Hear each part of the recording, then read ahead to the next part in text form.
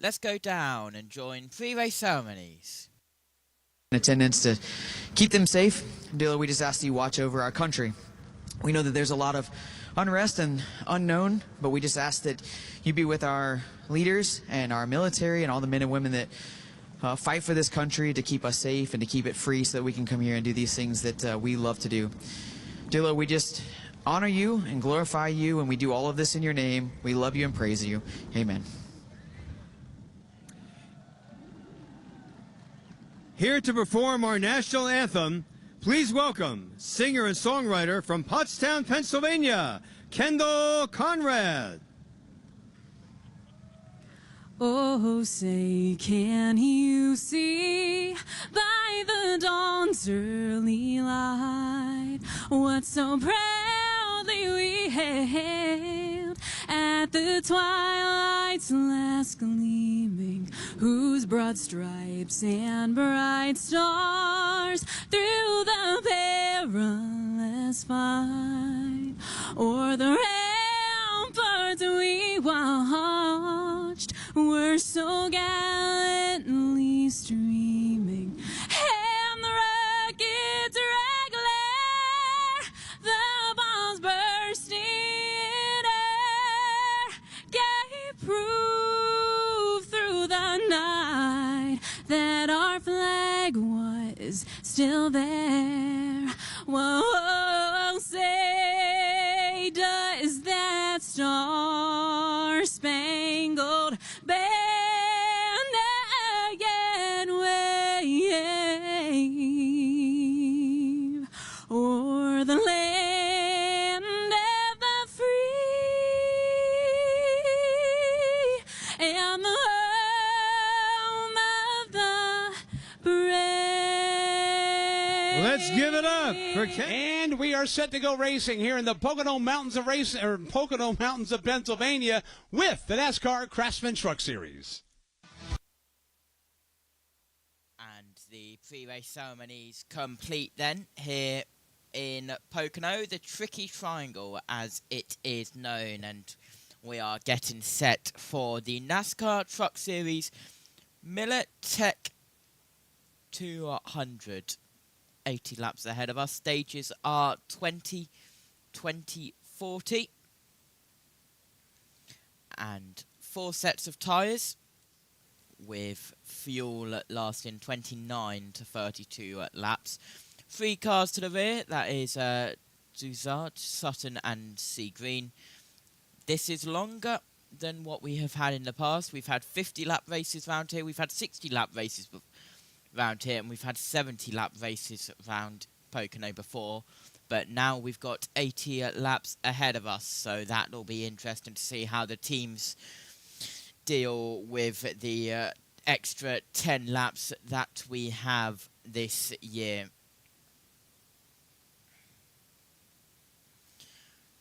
Of course, NASCAR Xfinity and the NASCAR Cup Series also racing here this weekend. We will have the Xfinity tomorrow, and then on Sunday we will have the NASCAR Cup Series with, I believe, the US Ren crew taking us through that, but that is to be confirmed, and we are around 14 minutes until we get the green flag for the Miller Tech 200 for the NASCAR Craftsman Truck Series here at Pocono Raceway. It's Lane Riggs and Caden Honeycutt on the first row, and we'll go through the rest of the grid a little bit later on in the pre-show, with the time ticking down towards the command and the green flag time. Let's go back over to the NASCAR Radio Network.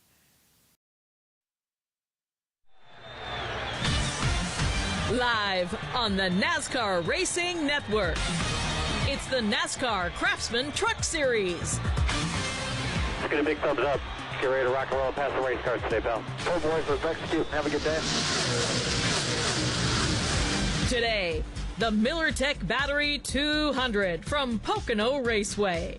Brought to you by Craftsman. Get more runtime and better performance with the battery-powered Craftsman V20 brushless RP lineup. Learn more at craftsman.com. By Goodyear. Quality from the track to the street. Goodyear, the official tire of NASCAR. By Endurance Auto Warranty. Protect your wallet from surprise car repairs with Endurance. By Toyota. For the latest Toyota Gazoo racing information, visit tgrna.com. And by Sunoco. From NASCAR to your car, Sunoco fuels peak performance. We're back at the Pocono Raceway, getting ready to go racing on a Friday evening. So glad you're spending your Friday evening with us here on the NASCAR Racing Network. The tough trucks of NASCAR getting ready to take to the old tricky triangle. Of course, that's the lead into a very busy weekend. Triple header coverage coming your way from the Poconos. Tomorrow, the NASCAR Xfinity Series will take center stage. And then, of course, Alex, the NASCAR Cup Series will be with their 400-miler on Sunday. There's just something about coming to the Pocono Mountains, this part of the country.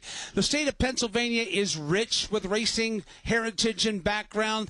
A lot of vibrant race fans that are passionate about it. It doesn't matter if it's dirt late models, if it's pavement late models, if it's Pocono Raceway. They love their racing. They've sold out the infield here. It's been sold out for months. The grandstand is on the verge of a sellout as well. It's always fun when we come up here for now our one trip a year. So many amenities, too, that Brandon Nagdalski and everybody in the team here at Pocono Raceway do for the fans. When you think about the sold-out infield, Mike, yeah, there are RVs. It's hard to find green grass out there other than a couple of the parking lots for competitors and whatnot. But they have a dog park out there. They have a wiffle ball field out there. They have playgrounds, all kinds of cool things. Of course, they have concerts and fireworks. Great things going on all the time here, and the fans respond every time we come here. Now, we're about to get down to the matter at hand. You know, we say 80 laps. Some may think that's a long time. Not a long time. Todd, what about you? Is 80 laps the right length for a track this large? What do you think about the race length today? I feel like the increase from 70 to 80 is an improvement here. It puts it in a situation where there's a little strategy got to get played. Stages are 20 and 40. Well, that puts us at probably 38 laps because we'll come at about 42 for stage 2, and that's outside the fuel window. Fuel window's probably low 30s. So how are crew chiefs going to strategize that? How does stage 2 and that transition in the next 10 laps after it work out for these guys? It's going to be fun to watch. What about the Goodyear tires? Can you afford to just change 2 tires or perhaps no tires here? Well, I think if you look at it, if you're going to minimize your stops, you're going to be putting a lot of fuel in. If I'm going to put a lot of fuel in, I'm going to put 4 tires on it and put myself in the best place to be able to run a long run on 4 tires. This is where the strategy is going to fall into play here. We can't wait to get to it. Let's go down trackside for pre-race ceremonies. And now, here to say the most famous words in motorsports,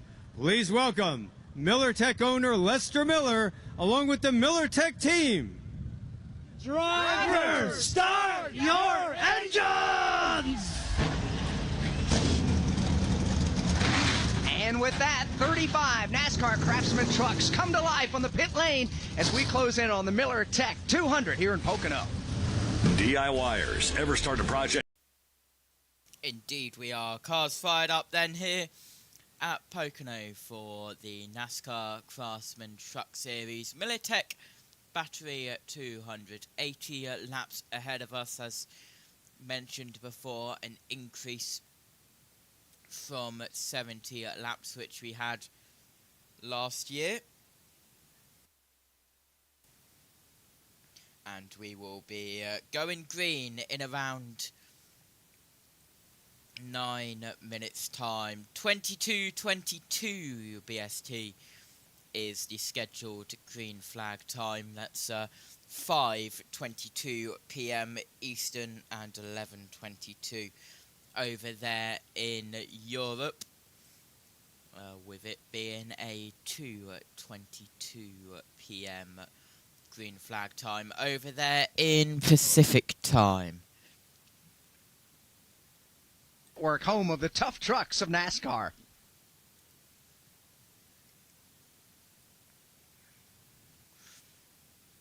And then row 2 is Corey Heim and Carsten Hocefer. Keep an eye on Carsten Hocefer after what happened after Mexico, which some people are going with and some people have going against. It has definitely divided the NASCAR community.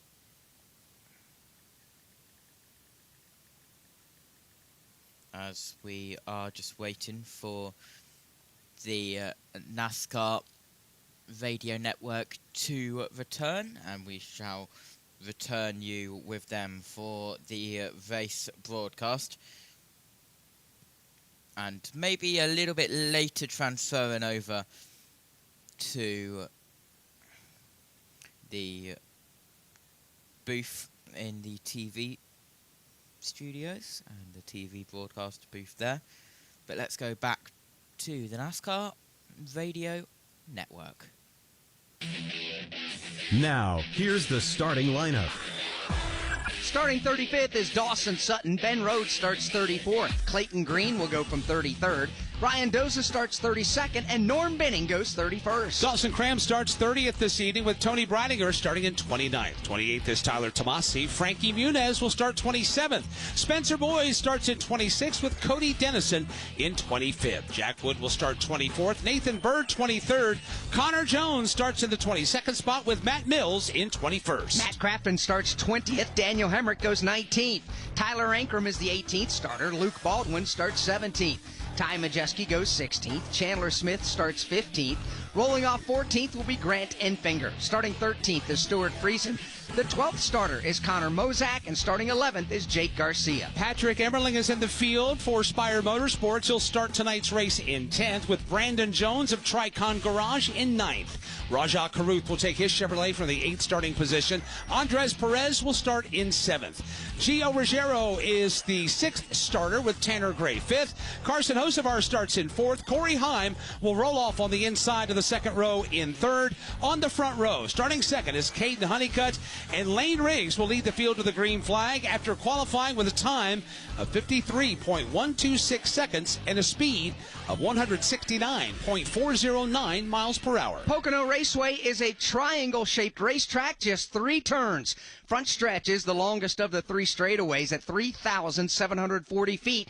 Once they pass us in the broadcast booth and race all the way down to turn number 1, they'll come into the view of Dave Moody from Barrie, Vermont. Thank you, Alex Hayden, and good afternoon once again, everybody. At the end of that long Pocono front straightaway, they'll be high gear and wound out to the max. On starts and restarts, turn 1 can be a very interesting place. They'll fan out 3, 4, 5, 6. I think we've seen a 7 wide on a restart coming down into turn 1. The problem with that is it's 2 wide strictly here through turns 1 and 2, maybe 3 in an emergency, but 7 does not work, and we've had a lot of people eat the safer barrier trying to prove that it does. We'll watch it all unfold here from turn 1 here at the Pocono Raceway. Now let's go to the tunnel turn in Altamont, Illinois. Kurt Becker. Thank you, Dave. We are positioned at the top of the triangle, just 8 degrees of banking here in turn 2. As Dave referenced, the tunnel turn, so named because the tunnel which grants access to the infield here at Pocono runs underneath this portion of the racetrack. Off the 3,000-foot Long Pond Straight into turn number 2. Not a lot of banking to hold the truck into place, but if you get through the corner in one piece, then it's off onto the North Straight and back toward Tim Catalfamo of Marlboro, New Jersey. Thank you very much, Kurt Becker. Good afternoon, everyone. Here in turn number 3, as Kurt mentioned, when they leave turn number 2, they'll head down a short straightaway, which is the shortest of all the straightaways here at Pocono. It's 1,780 feet long, and when they get to turn number 3, they enter a portion of the racetrack that is banked at just 6 degrees, so it is practically flat for the drivers this afternoon. A wide sweeping corner based and modeled after the Milwaukee Mile up there in Wisconsin. Lane Riggs, the pole sitter, talked about during the pre-race show, you have to get through this section of the track well to carry speed going down the long front straightaway. Otherwise, you're going to lose a lot of time because you cannot get off this corner well and lose speed going down the straightaway. I'll cover it all this afternoon in turn 3 on top of the Coca-Cola billboard. That is a lap around the triangle. That is the Pocono Raceway. Hey, I hear you think podcasts are all about true crime, huh? Well, wise guy, the iHeartRadio app's got all kinds. Cars are rolling with the cars getting ready to do their pit road speed checks and then getting doubled up once again with the green flag scheduled in around 3 minutes time.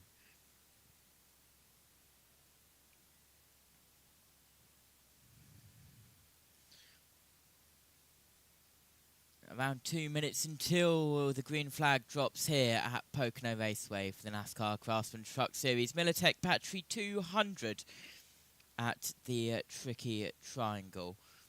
Let's have a look at your laps and rundown speed, and this is the current points on the right hand side, the summary in the middle, your classification on the left hand side, with lead changes, leaders, and all the behind the walls and outs, and all the caution reasons as well. This is basically the stat nerd screen, you could call it. It's the screen that we all have behind the scenes, which I'll pop up every now and again. But this is the main screen with all of the information, with pit lane status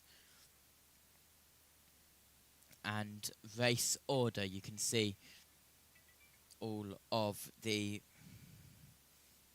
cars coming out of the pits and going in the pits with the different colours, if it's a black or if it's a grey, and then that'll be if they are entering pit lane or out of pit lane. You can see them all updating currently with them doing their pit road speed checks. But in a moment we will go back to the NASCAR radio network to get ready for the green flag of the Militech 200. Time now for a final thought from the pit lane before the drop of the green flag, starting with Steve Post. Caden Honeycutt starts in position number 2 in the JBMotorsports truck. It has a very special tribute on his truck. The name above the door is Charlie Henderson. Charlie Henderson started fielding teams in 1975 at Kingsport Speedway in eastern Tennessee. He founded Henderson Motorsports in 1982, entered the Cup Series with driver Brad Teague, found his way to the NASCAR Xfinity Series, where as a team owner he was a 3-time winner, and then found a home here in the NASCAR Craftsman Truck Series, has a pair of wins in this series. In NASCAR's Big 3 national tours, only the Wood brothers has been racing and around longer than Charlie's Henderson Motorsports team. Charlie was a U.S. American veteran, husband to Brenda for 62 years, and he owned the Food Country USA grocery store chain. Sadly, at the age of 88, we lost Charlie on Saturday. Caden Honeycutt carrying the name Charlie Henderson above the window of his truck. Jason Toy. Posty, let's put a spotlight here on one of the drivers that continues to try to rise the ranks here in the NASCAR Craftsman Truck Series, and Connor Mozak. Full-time season for him in this Chevrolet. And this weekend started out for him to be almost perfect. They were very fast in practice. Matter of fact, the fastest truck in practice. Many thought he would have the pole. And on his qualifying run, he was pacing on that side to have the pole, with the exception of turn number 3. We hear the importance of trying to get off that corner. He tried to put too much into it. It broke loose on him, had to chase it up the track and lost some time. They got a very fast Chevrolet. His confidence level continues to rise for Connor Mozak, and today he's going to roll off from the 12th spot. So that's the story from the pit lane as the field has just come down the pit lane to check their tachometers. We're coming to the green. That gives us an opportunity to get a Goodyear tire update presented by Goodyear, building tires for more than 125 years, from the track to the street and in all conditions. Goodyear has a tire for you. Goodyear, still, always, forever. So Goodyear allowed a lot of these truck teams 5 sets of tires for the race weekend. They used one up in practice. They've qualified on a set. They're on the trucks now. They've got 3 sets laying in the box. If I look at this race, it's probably a 2-stop race. You've got that opportunity. That just gives you one extra set to lay it out and put in your strategy someplace else. Let's file that into the old strategy notebook, because it could come into play the later we get into this race. Here comes the field off turn 3. Pace truck is on pit road for the start of this race. Here is Goldsboro, North Carolina's Alex Hayden. Field makes their way down to the line. Green flag goes in the air, and we are underway with the NASCAR Craftsman Truck Series here at Pocono. Lane Riggs, the pole winner, opts to start the race on the outside lane to driver's right. They thunder up to speed, headed off to turn number 1 for the first first time. Side by side heading into turn number 1. Lane Riggs trying to hang in that outside lane. Caden Honeycutt taking the short way. Riggs goes way wide. He'll lose the lead. He'll lose second now to Corey Heim. Caden Honeycutt moves to the front of the field, and Corey Heim goes to second as they work their way off the Long Pond Straight for the first time here this evening. Now back into the tunnel turn. 3 wide. They stack them now double wide. Corey Heim and Lane Riggs. Corey Heim will shoot out of turn number 2 in the lead. The race now is on for second. Behind him as they race to turn number 3. That's where you find Caden Honeycutt, Lane Riggs, and now add Carson Hocevar to that 3-truck fight for second behind Heim, the leader. Didn't take Corey Heim long to get the lead. He'll lead lap 1 here in the Pocono Mountains. He'll take that truck from the outside wall, pull it all the way down to the bottom of the racetrack. Now swing it back up against the wall, back down to the bottom, trying to break the draft of everyone in his wake. And those trucks in pursuit following his line, so it's like a giant 150-mile-an-hour Congo line down the front straightaway into turn 1. Corey Heim pulls away by 5 truck lengths as they race the short chute. Caden Honeycutt rides along in the second position. No challenge there, at least not right now, from Lane Riggs, who's content to ride in third. Rajah Caruth pops out of line. He's back in the 7th position. Now tries to squeeze back in line off turn 2. Rajah Caruth racing around Gio Ruggiero and Jake Garcia. That's going on outside of the top 5. As a matter of fact, we'll follow that battle back to turn number 3. Here is Gio Ruggiero feeling some heat from Rajah Caruth. Caruth took a look to the inside in turn 3. Now pulls alongside of him out of the corner. Caruth gets a good run and a bite down at the bottom of the racetrack, but can't get quite up to the left rear quarter panel. Gio Ruggiero hang on to the spot. Now Caruth looks in the mirror and sees Jake Garcia beginning to close in. That's a 3-man battle now for positions 6, 7, and 8 as they enter turn number 1. A little bit loose into the corner is Ruggiero. He pedals it, keeps that spot. They'll continue single file off turn 1. Further ahead, a challenge for the second position. Caden Honeycutt has the spot, but here comes Lane Riggs to the inside. Riggs gets a fender alongside. They're going to go door to door, racing across the tunnel turn. Lane Riggs trying to clear Caden Honeycutt. Honeycutt tries the crossover move out of turn number 2 and gets to his inside. Carson Hocevar now looking 3 wide on the bottom, drives it deep into the corner and will bypass both Lane Riggs and Caden Honeycutt. Spirited battle for the number 2 position coming up off turn number 3. Meanwhile, Corey Heim is checked out. He's halfway to Scranton, but Lane Riggs has got a lot of company behind him.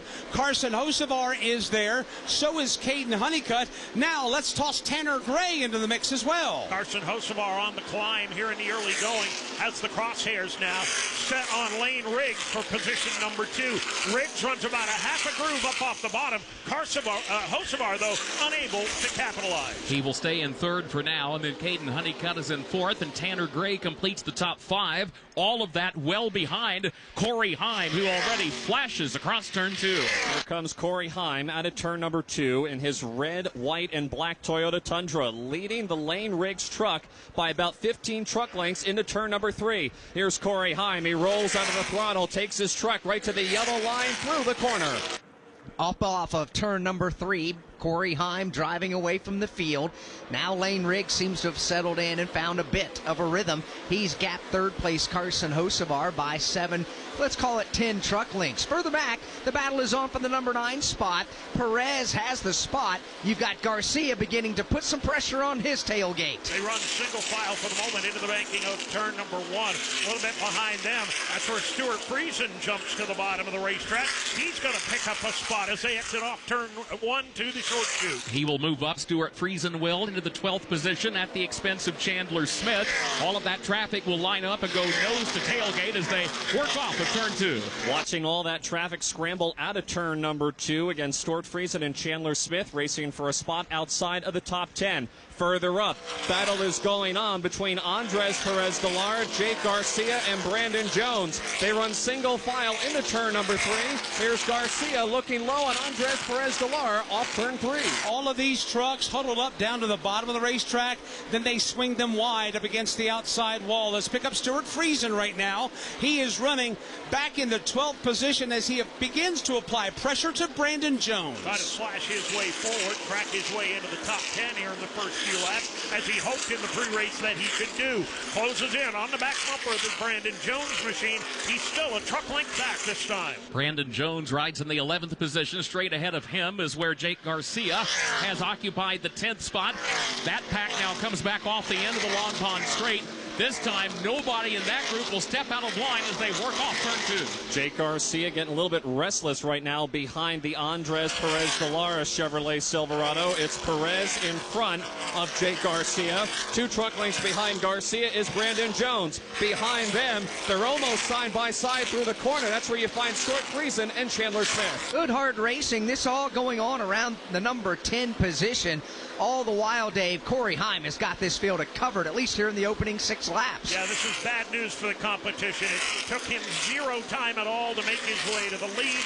It's taken him very little time at all to check out by a good, Kurt Becker, 15, 18, 20 truck lengths. And here he comes now, coming back off the Long Pond straightaway. The best battle of the top 5 is the battle shaping up for the 4th position. Now, Caden Honeycutt has the position. Tanner Gray has been all over his tailgate, tries to find some running room to the inside. Tanner Gray will exit out of turn number 2, 2 truck lengths behind the Caden Honeycutt truck. Again, both these drivers racing for 4th, headed back to the corner. Here's Caden Honeycutt right against the yellow line. Tanner Gray following his tire tracks off turn 3. Caden Honeycutt started on the outside of the front row a few laps ago. He has fallen back to the 4th position, and he has settled in there, Dave. He's not really being pressured all that much. However, Tanner Gray is starting to loom large in his rearview mirror. Gray has crept into within maybe 4 or 5 truck lengths right now. They've got a long gap back up to catch the Carson Hocevar machine. He rides in the 3rd spot off turn 1. Then checking further back, Gio Ruggiero rides in the 6th position, a gap of 3 more truck lengths back to Raja Karuth, who travels right behind him. Then a gap of another 6 truck lengths to the rest of the field coming off the end of the backstretch, including Connor Mozak. He's been pretty racy early on, working his way into the top 10. Connor Mozak swings his way out of turn number 2, about 10 truck lengths behind the Raja Karuth machine. Behind Connor Mozak, that's where you find all those drivers we were just talking about a few laps ago. Andres Perez de Lara, Jake Garcia, Brandon Jones, and Stuart Friesen. Friesen continuing to feel the heat from Chandler Smith. But he's been able to keep Chandler Smith at bay, at least for the last couple of laps as they come back down past the start-finish line. Stuart Friesen with a win under his belt. He knows he's going playoff racing. He works his way back into turn number 1. Here they come into the first turn. They'll make the way around the Brian Doza machine that just came off pit road after an unscheduled pit stop.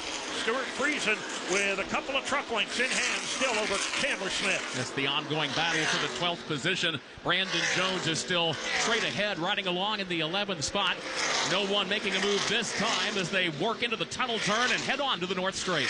Brandon Jones had a look to the inside on Jake Garcia going into turn number 2, decided to back out of the throttle and follow Garcia back to turn 3. Behind them, Stuart Friesen and Chandler Smith having a heck of a battle for this position. It's been going on for several laps, so they will not quit right now. All of those drivers we're discussing right now trailing Corey Heim, who leads by 1.6 seconds.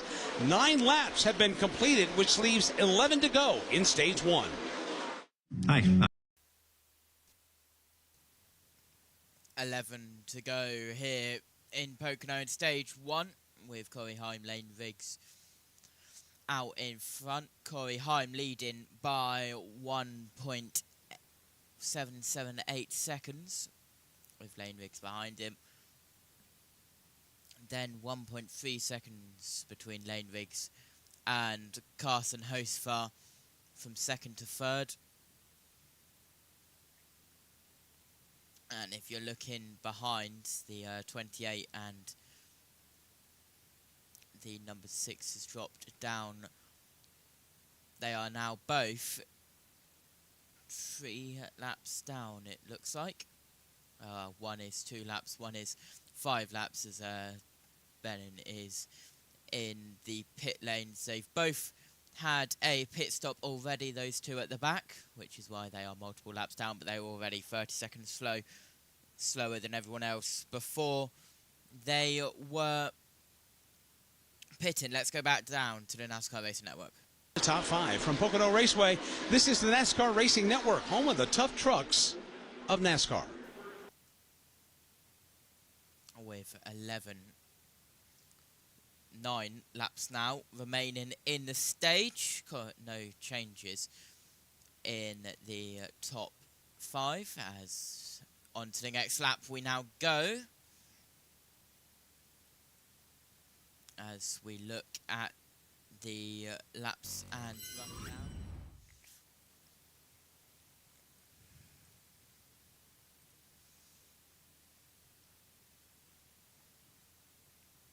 With Corey Heim 150 points in front of Chandler Smith in the current points as it stands. 24 cars currently are on the lead lap. The 28 has just gone behind the wall. And apparently now back out. No, it is behind the wall. It's just flashing up and flashing on and off, but definitely behind the wall is the number 28 truck. Back to the NASCAR Racing Network.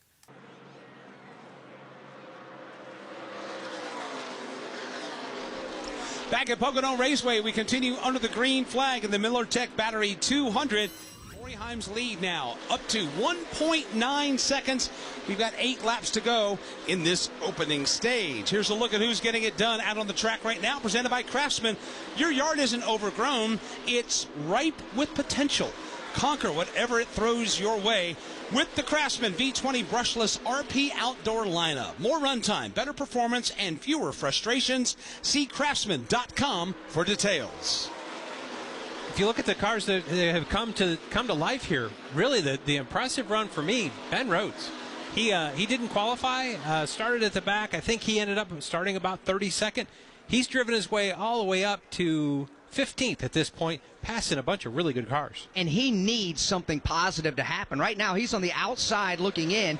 As far as the playoff board goes, he is certainly 12th right now, 55 points behind the cut line. Ben Rhodes, a 2-time Truck Series champion, needs something positive, needs it now. He does need it now. A win would take care of everything. Now, we talk about how Ben Rhodes is on the prowl, right? On the move. Well, one driver that's not is Ty Majeski. He is pinned back in the 18th position. Jason Toy, what's the deal there? And he's continuing to fall back through the field back early on in this race. When we talked about it with Kurt Becker over in turn 2, they went 3 wide. Well, the problem was it was Ty Majeski in the middle that he made contact with Daniel Hemrick that has damaged the front nose of that race truck, and now he's having aero issues. He's gotten very, very tight over in turn number 1 in front of Dave Moody. He's very loose over in turn number 3 and continuing to fall back. They're trying to get a plan together to try to see if they can fix it, but the momentum that we talked about for that team that they needed to have because it's been going the wrong way continues to go the wrong way here for Ty Majeski. That's tough. That's really tough. When I hear that, that brings back some crew chief nightmares right there.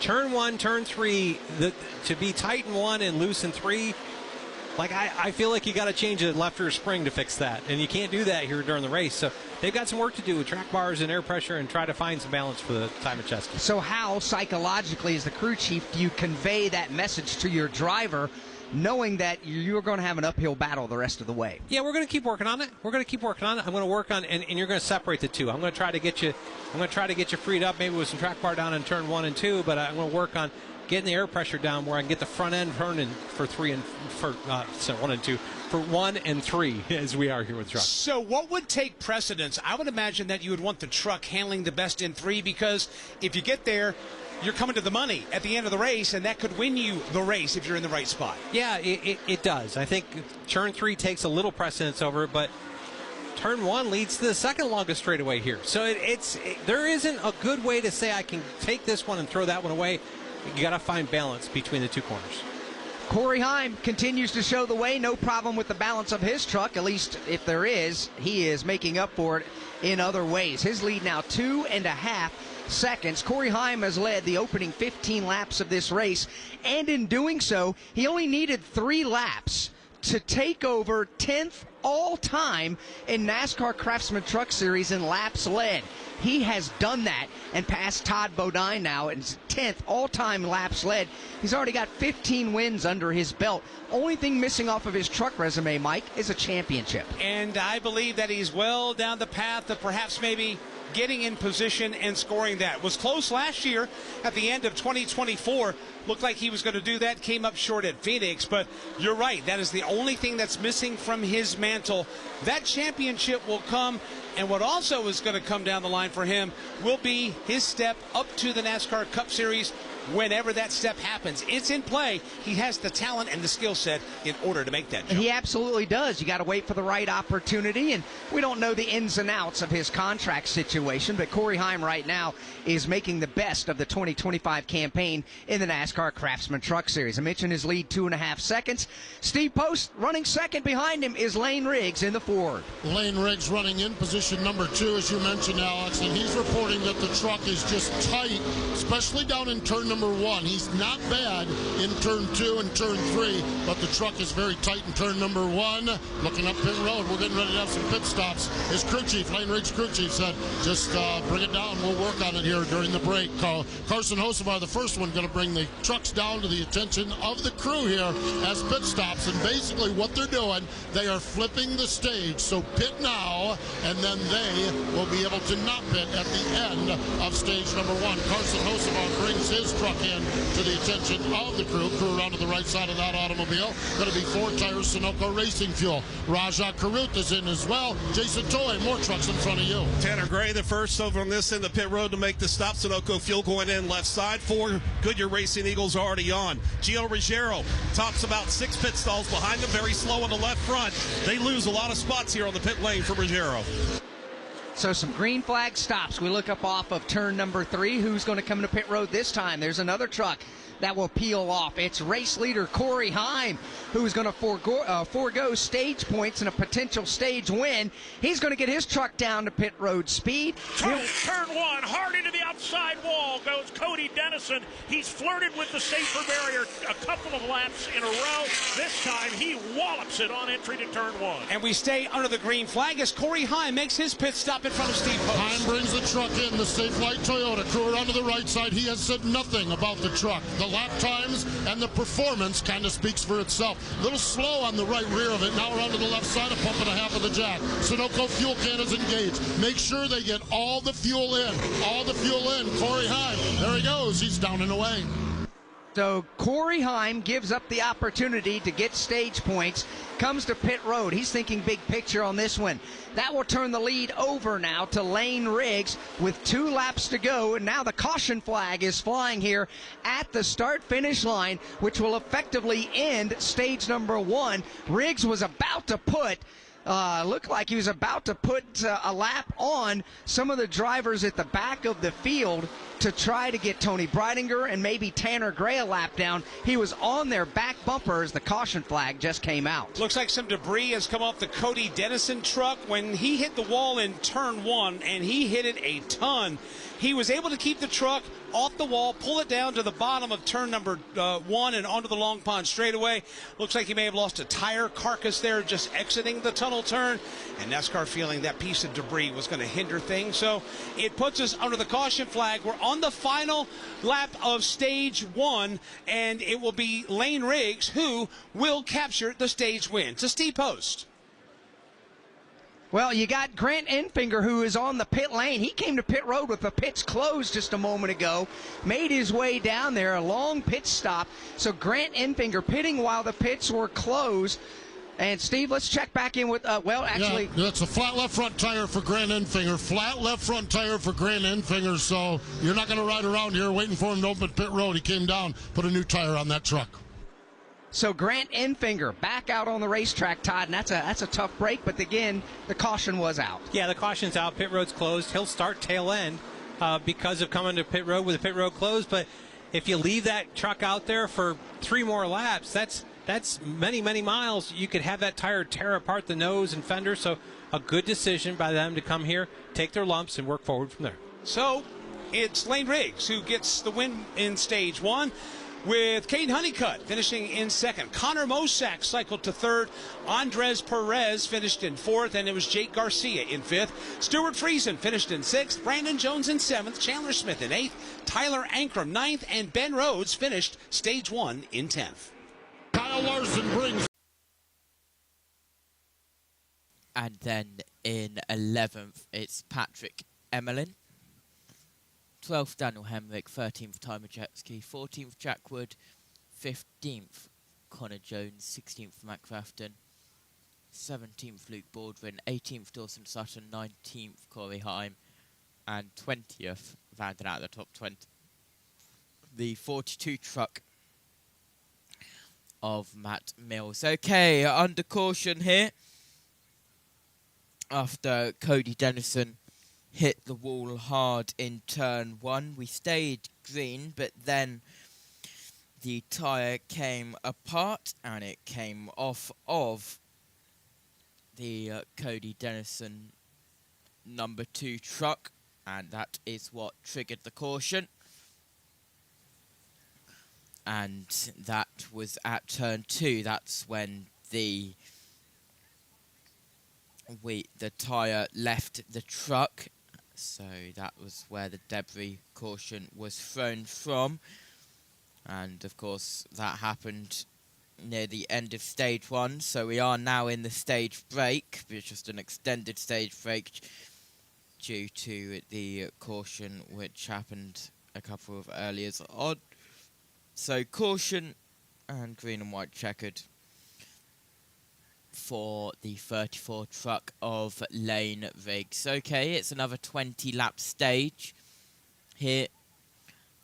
And then after this 20 lap stage, it'll be a 40 lap stage to end this 80 lap races.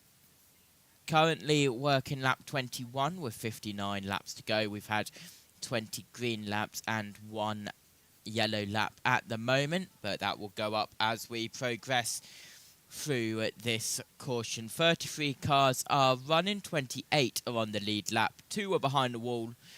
The 2 behind the wall of being the number 6 truck and the 28 truck. Let's go back to MRN Radio and the NASCAR Radio Network.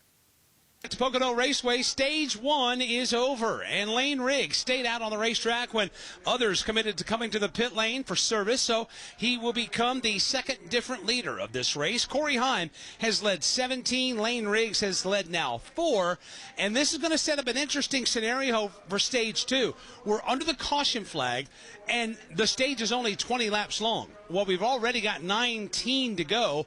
I would say by the time we go back under the green, it's going to leave about 16 laps or so to get the job done, Todd. What do you think? Yeah, I would think 15 or 16 to go. It's going to be a pretty short stage, and how you play this one out from here is going to be interesting to see how it plays out. But Lane Riggs staying out to get that very precious playoff point for the stage win. I think a good decision for those guys. Yeah, and that's something that will certainly help them as they get longer into this. Now, there's only 4 races to go after today in the regular season, and 2 of those are road courses. A new one in Lime Rock Park is next up on the schedule.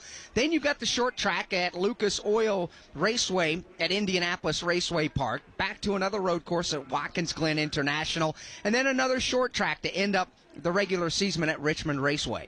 That look at the NASCAR Craftsman Truck Series schedule presented by Goodyear, building tires for more than 125 years. From the track to the street and all conditions, Goodyear, it has a tire for you. Goodyear, still, always, forever.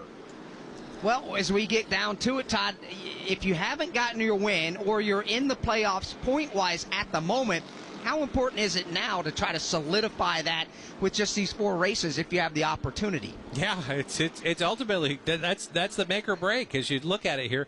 Definitely, these guys are just having to figure out what they can do. You have to race differently. If you don't have the win yet, you've got to take advantage to get these points, keeping your points separation from the cut line and adding to it every chance you can. I mean, Corey Heim has 4 wins already. They've been on a points grab, so he was willing to give up the lead, give up those stage points, give up that playoff point to put himself in position to get his 5th win of 2025. Again, he's won at Daytona, Las Vegas, Texas, and Charlotte. That team is obviously well dialed in, but Lane Riggs of late's been giving him a run for his money, leading right now. And then, of course, Caden Honeycutt cycling through to the 2nd position on the leaderboard. The pace truck has picked up the field. They are working down the Long Pond straightaway, headed into turn 2, and it'll be a couple more laps as we continue to work under the caution flag. Yeah, we look forward to seeing how the pit strategy will play out for those who are yet to come to pit road. By my count, there are 24 trucks that have not made a pit stop as of yet, and that will be happening here in just a couple of moments. We look down at the entrance to pit road, and the red and white flashing Wheeling Engineering lights have have been turned off, and the green one has just now been illuminated. And that means that pit road is open for those that choose to come down the pit lane for service. And no doubt, as Alex said, there are a lot of teams that stayed out onto the racetrack. 20 of them, matter of fact, 25 of them have not come down pit road. So we expect pit road to be a busy place. Steve Post and Jason Toy have limbered up, gotten their pre-pit stop calisthenics in, and here we come. Pit road's open, and the barn door is wide open. Pit stops will happen at lap 23. Staying on the racetrack will be Raja Caruth, Gio Ruggiero, and Stuart Friesen, along with a handful of others. But now everyone else comes down the pit lane for their stops. We start with Jason Toy. Brandon Jones hits his mark. Also in on this in the pit road, Matt Crafton. Ty Majeski, that we talked about with the damage on that left front. They're going to have to do some extra work for him. 4 tires, Sunoco Fuel. Fuller up pit road. Perez de Lara is in. Also, Chandler Smith is in, picking up 4 tires and fuel, making a chassis adjustment for them. Perez de Lara, the first away in the middle section. Steve Post. Lane Riggs is in. He talked about the truck being loose or tight down in turn number 1, and now he's also talking about it being a little looser in turn number 3. So going to be an air pressure adjustment, chassis adjustment there. Also in was Caden Honeycutt. He just feels like his truck is out of the racetrack, not down in the speedway. Air pressure adjustment there as well. Jake Garcia's in getting pit service. Luke Baldwin and others here. End of stage number 1 pit stops here at lap number 23. Not everybody came to pit lane. Stuart Friesen stayed on the racetrack. He's yet to make a pit stop in today's race, and he has inherited the race lead. Coverage varies by plan. View contract and exclusions at Endurance. So, pit stops completed, just being completed here in Pocono for the Militech Battery 200 for the NASCAR Craftsman Truck Series.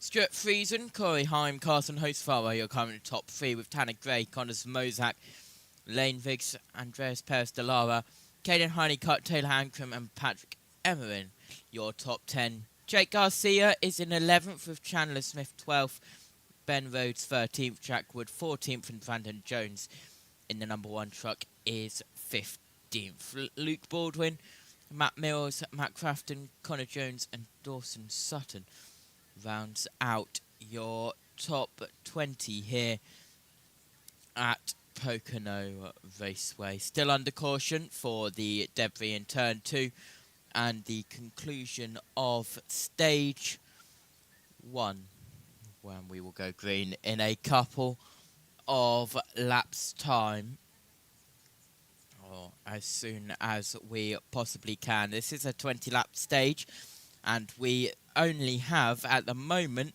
16 laps to go in this stage. It'll be a very short second stage, and it'll be a longer third final stage at 40 laps.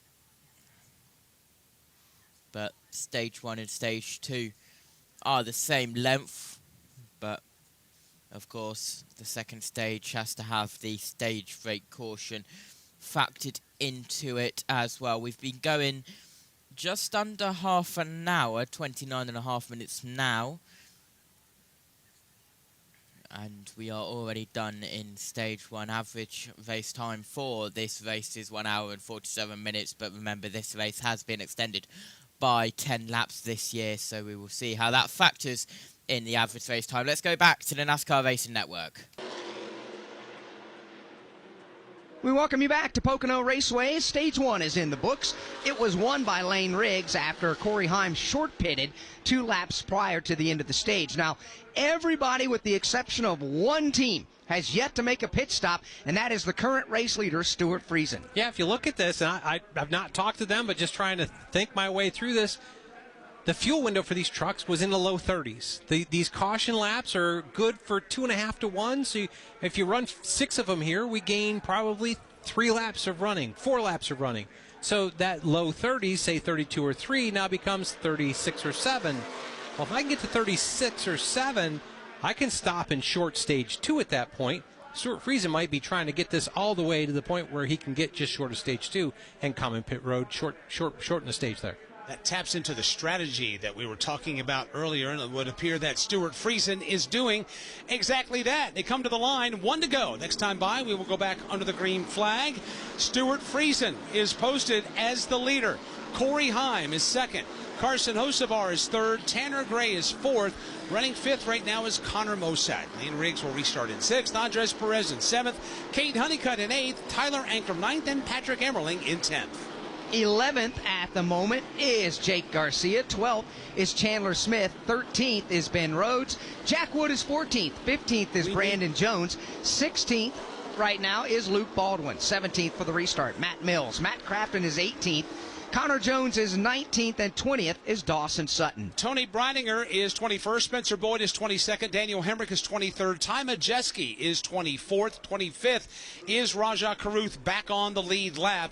You've got Austin Green in 26th with Frankie Muniz in 27th.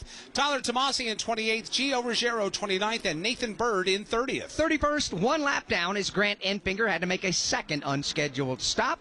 32nd is Dawson Cram. He's 5 laps down and the last truck on the racetrack. Off the track in 33rd is Cody Dennison. Off the track in 34th is Norm Benning. And 35th is Brian Doza. When they come back, it'll be a total of 26 laps complete.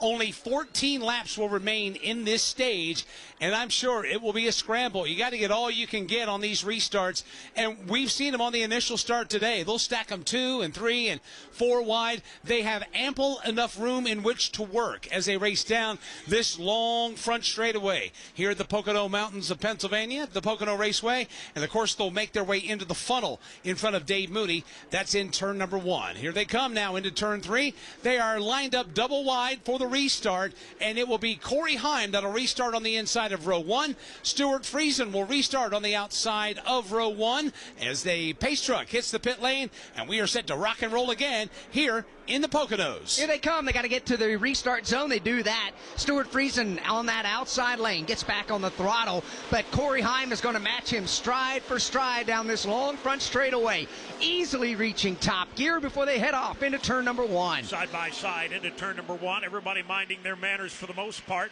Breaking out 3 wide. Wow, Corey Heim gets tight. Nearly got into the left rear corner of Stuart Friesen. He had to backpedal. Friesen is away with the lead. Tony Breidinger goes way wide in turn 1. She nearly clips the safer barrier. She gets away as the field storms down toward the tunnel turn with Stuart Friesen in command. Stuart Friesen across the tunnel turn down to the bottom of the racetrack. He'll pull away by 1. Now 2 truck lengths over Heim. Stuart Friesen is the leader out of turn number 2, but here comes Corey Heim right on his back tailgate, following him back to turn number 3. Heim looks to the outside on corner entry, gets alongside the right rear fender of Stuart Friesen. They're wheel to wheel for the lead. Doing it around the outside. Corey Heim will fly by Stuart Friesen. He'll reassume the top spot.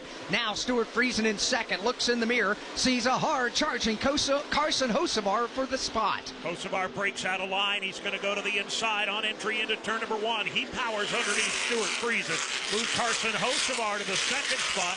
Friesen drifts a little wide back in the 3rd position. Everybody back through the top 10, maybe 12 positions, has busted back down into single file formation as they head for turn 2.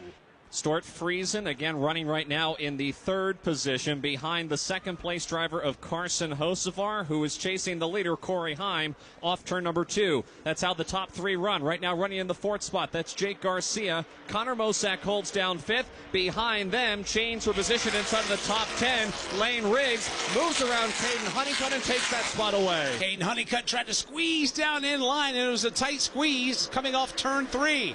Watching the race for 3rd now, Jake Garcia to the inside. He'll sweep to the inside of Stuart Friesen.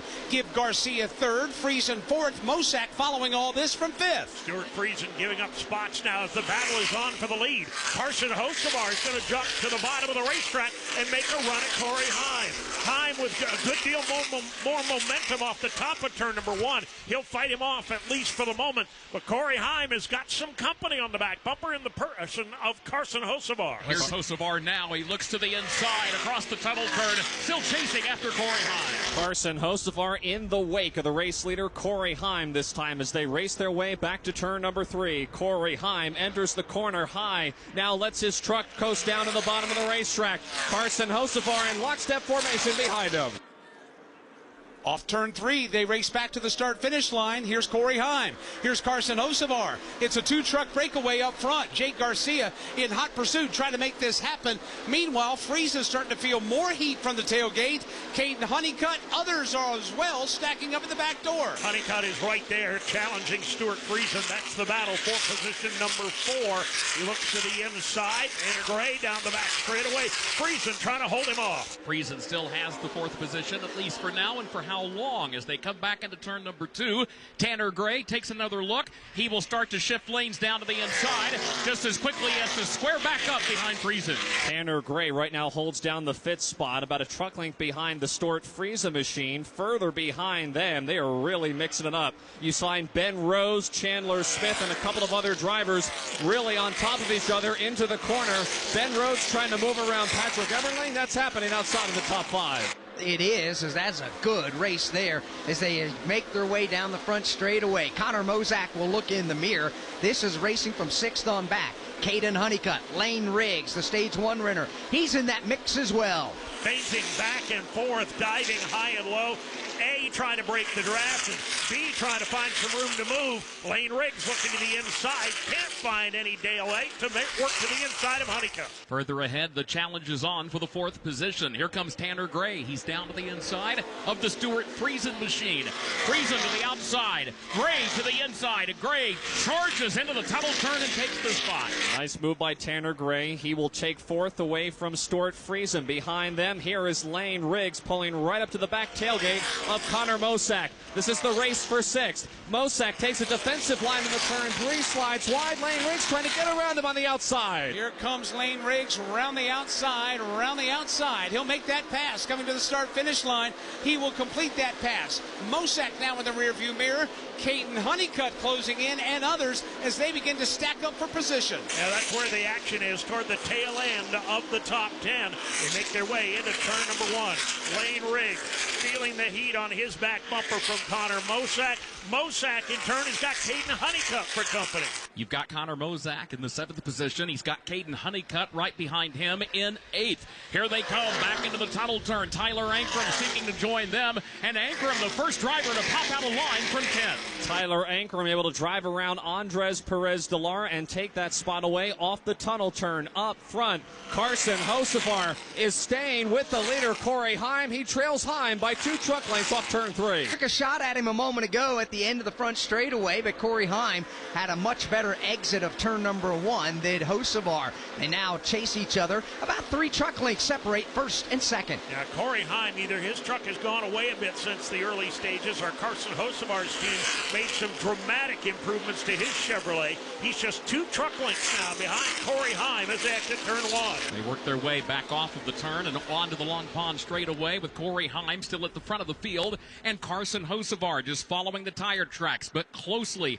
as they set up for the entry into the tunnel turn. Heim still with the race lead. Carson Hocevar has been able to remain stride for stride with Corey Heim thus far. Heim has not been able to jump out to a huge lead, and it remains just now 1 truck length separating these top 2. Here's Heim and Hocevar on the bottom of the racetrack through 3. Corey Heim about to lead his 24th lap of the 32 that have been completed in the Poconos. We've got 7 laps to go in the 2nd stage. Let's pause 10 seconds for station identification on the NASCAR Racing Network. This is JB Motorsports for the NASCAR Craftsman Truck Series MillerTech Battery 200 at Pocono. The NASCAR Racing Network coming to you live from the Pocono Mountains of Pennsylvania. This evening, the NASCAR Craftsman Truck Series racing in the MillerTech Battery 200. Mike Bagley here alongside Alex Hayden and Todd Gordon. We've got Dave Moody, Kurt Becker, and Tim Catalfamo in the corners, Steve Post and Jason Toy in the pits and in the garage areas. If you're just twisting us in, welcome in. We're glad to have you. 33 laps are complete, and it's been the Corey Heim show for the most part. He's led 24 laps. Lane Riggs has led 5. Stuart Friesen has led 4. Now we're coming to 6 laps to go in stage 2 with Corey Heim Heim leading over Carson Hocevar, Jake Garcia, Tanner Gray, and Lane Riggs. Under green, lap 34 on the board. Here comes Stuart Friesen. The only driver yet to make a pit stop in today's race is on the pit lane right now, and he'll agonizingly slow makes his way to his pit box. 55 miles per hour coming down the long straightaway and the longest pit road we have in NASCAR. The crew goes to work on the right side. He said as that run went on that green flag, what 6 or 7 laps that they went, it got tighter and tighter for him. Second can of Sunoco fuel goes in. They're going to pack it as full as they can. Left side tires are on. Get that jack up underneath it. They wait for the fuel to go in. 1001 and 1002. They count them down and out for Stuart Friesen. As Stuart Friesen makes his way back out on the racetrack, he'll try, and this is part of what you talked about, Todd. You can pit here. If you're running in the first 10, 12 positions of the running order, relatively close to the race leader, you should be able to pit without losing a lap. Yeah, as we look at this, Stuart Friesen's making the arc into turn 1 as Corey Heim passes the exit of pit road. Really slow getting that second gas can engaged to dump the fuel into the truck for Stuart Friesen here on pit road. Slow stop, but they still got a little gap to him. See whether he can maintain that half of a straightaway lead on him here in the backstretch. So he gives up that position on the racetrack. Matter of fact, Stuart Friesen is going to fall all the way back to the 28th, 29th, the 30th position. And now that'll cycle through as we work through the rest of this stage and begin the final. So it's Corey Heim leading, but Alex, he's not getting away like he did in the opening stage. Carson Hocevar doing a good job staying with him stride for stride, just about a half a second behind him. Yeah, he's taken a shot or two at him, or at least given him a look. That's Corey Heim, the race leader, by second place Hocevar. But as we've continued to put more green flag laps run, and we've just run our 12th consecutive green flag lap here in this run, it looks like Corey Heim, Dave, is beginning to leg things out yet again. He has opened up what was a 1, maybe 2 truck length lead to 7 or 8 right now. I don't know whether Carson Hocevar was just that good, or maybe Corey Heim was just doing the math, Kurt Becker, and realizing you don't get bonus money for domination. That's true, and Heim all the while does maintain the advantage over Hocevar. In fact, he's going to add another truck length back into turn number 2. Further back, been watching Tyler Ankrum. Now, Ankram's gone from 10th to 7th over the course of the last couple of laps.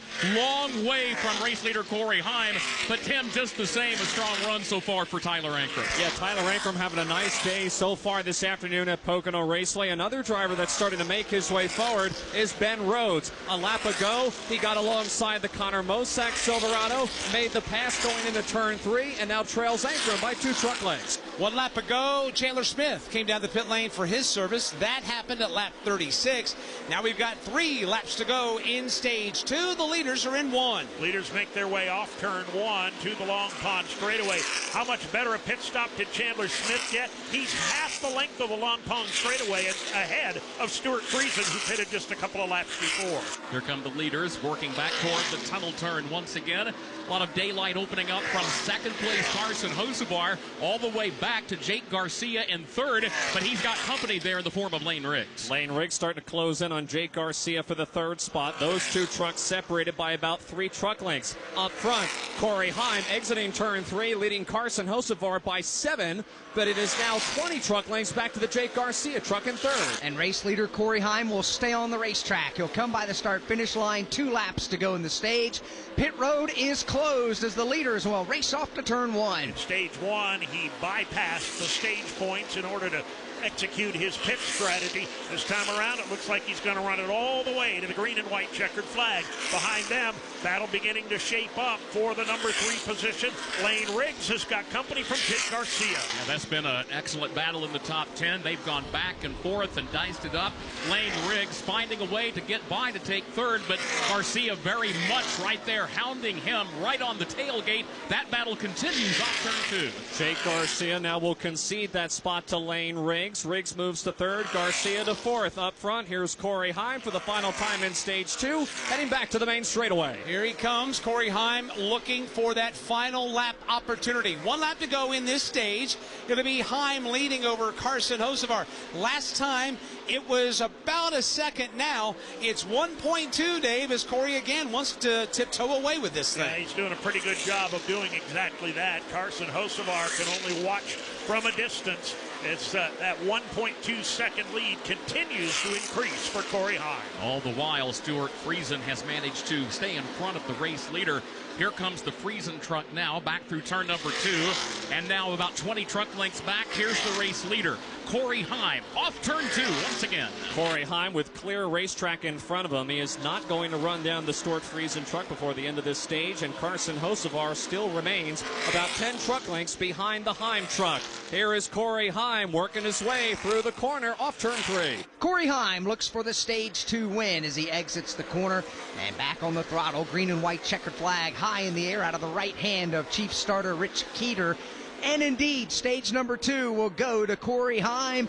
Rest of the top 10 who will earn stage points. Carson Hocevar second, Lane Riggs third, Jake Garcia is fourth, Tanner Gray fifth, Caden Honeycutt sixth, Tyler Ankrum seventh, Ben Rhodes will be up to 8th, and Andres Perez de Lara 9th. Connor Mozak in stage number 2 in the 10th spot. For the second time today, the caution flag is on the speedway. DIYers, ever start a project? Yeah, absolutely. We are under caution for the second time today. End of stage 2.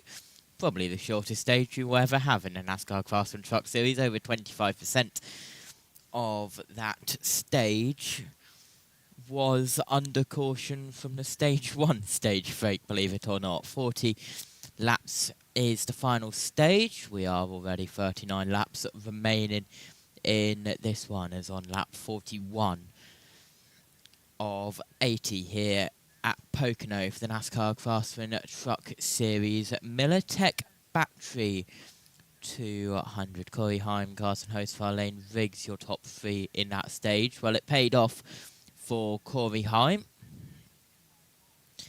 and he flipped the stage, and it paid off. He pitted before the end of stage 1 to hopefully flip the stage, and he wins stage 2. 11th down, it's Patrick Emmerlin, Brandon Jones, Jack Wood, Matt Crafton, Rajar Karuf, who was the free pass at the first caution that we had for the stage 1 conclusion, and debris at turn 2. Then 15th, Ty Majeski, Daniel Hemrick, Connor Jones, Luke Baldwin, and Dawson Sutton rounds out the top 20 here at Pocono for the Militech Battery. 200, just past 11 p.m. here in the UK. And 6 p.m. Eastern, 11:11 or 6:11 to be precise. And, well, if you are past midnight, happy Sunday. Sorry, happy Saturday. What am I talking about? It was last week, which the truck series, I believe, was on a Saturday. So I'm still on last week's head, but still under caution here. I literally have it. Take on my full calendar for Saturday. But let's go back to 2 cautions in today's race. The first came out on lap 20, right as stage number 1 was coming to a conclusion, when Cody Dennison slapped the wall and left a tire carcass out on the racetrack. Stage 1 was won by Lane Riggs. This, the second cautions for stage 2's conclusion, which was dominated by Corey Heim. Corey Heim leading a total 32 laps today. Lane Riggs 5, Stuart Friesen 4. And once again, it would look like that we are in the Corey Heim benefit. It's his world. We're all living in it right now. That has been an impressive thing with this team. They seem to have hit their right stride, whether it be Corey and his skill set behind the wheel, or crew chief Scott Zipadelli's skill atop the war wagon, calling expert pitch strategy like he does each and every week. Todd, how would you assess the Corey Heim, Scott Zipadelli team right now as we've worked our way, inching our way closer to the beginning of the playoffs? This is year 3 of them being together, and I think the chemistry between the two of them, they understand what it takes for Corey to be fast, and they're fast every week. This is, I won't call this a strategy call. This is just raw speed. When you look at it, that 11 truck, even when he's back in traffic, he's found ways to drive his way back forward. They do a really good job. Lane Riggs, I think, has got some pace that could – Lane Riggs and Carson Hocevar, I think, could make a 3-man race out of this as we get to the end. You mentioned this is the 3rd year together with Corey Heim and Scott Zipadelli, his crew chief. When you look at Toyota Tundra wins in the Truck Series, going all the way back to October of 2022, 3 years ago, Corey Heim and Scott Zipadelli are responsible for 13 of the last 15 Toyota wins. The only other ones were last time out at Michigan. Stuart Friesen got the win. And then back in October 22nd of 2022 at the Homestead Miami Speedway, Ty Majeski got that win. That's amazing how they can just rattle off all those wins one after another. And that's not including the ones that have gotten away. They've had about 6 or 7 that have gotten away from them this year. Definitely have had. I mean, I think back to Martinsville, they had the dominant truck there. We'll see where it goes as we come around. I think pit road's going to be open this time. Let's see what strategies play out here. Do guys come to pit road, or do they run this longer until they get in the window where they can finish the race from? How important is it, though, Todd, to spend less time waiting on the fuel to get put in the truck? It is, but the way that Corey Heim has driven off to leads here of 5 and 6 seconds over third and fourth, there's an opportunity there. We'll see what they do. They're coming. They come. Pit road is open, and everybody on the lead lap is going to come except for one further back. Corey Heim is going to lead the parade. Rajah Caruth will stay out. So will Grant Enfinger. Everybody pitting at lap 42 to Jason Toy. Tyler Ankram's going to be the first to hit the mark here on the back end of pit road. Ty Majeski is also in. We'll see Taylor Gray, Perez de Lara in. 4 tires, Sunoco fuel for all of them here on the middle section of pit road. Chandler Smith's coming in. He's only taking 2 left side tires because he stopped during that green flag run last time. A little shorter on fuel for him. Up for the Steve Post. Corey Heim is in, going to be 4 tires and packing it full of that Sunoco racing fuel. He is down and away. Looks like Corey Heim's going to win the battle off from pit road. Carson Hocevar is in, 4 tires Sunoco racing fuel. Lane Riggs is in, still reports that his truck just gets a little loose over the run. Carson Hocevar also, toward the end of that run, when Corey Heim started to pull away, he was really losing rear grip on his Chevy Silverado. So Carson Hocevar with an adjustment there. These pit stops, lap 43, and it's stage number 2. Ty Majeski just gained 12 spots on the pit lane. He will come out third behind Corey Heim and Lane Riggs at lap 43. Whether it's handling that. Lap 43 here in Pocono for the NASCAR Craftsman Truck Series here for their Militech Battery 200. We'll just wait for the order to update and I will go through it for you. As you can see, it is updating and it'll update as they cross the line to start lap 44, which they do now. So it's Rajah Caruth, Corey Heim, Lane Riggs, Ty Majeski, then Tyler Tomasi in 5th place. Then it's Carson Hocevar, Caden Honeycutt, Tanner Gray, Jake Garcia as well, which will update as Tyler Tomasi is heading down pit road, so that'll move everyone up. So Carson Hocevar now 5th, Caden Honeycutt now 6th. But let's go down to the NASCAR Racing Network. Order for you in a moment. This is going to set up a very interesting run to the checkered flag with another pit stop to come from Pocono Raceway. This is the NASCAR Racing Network, home of the tough trucks of NASCAR.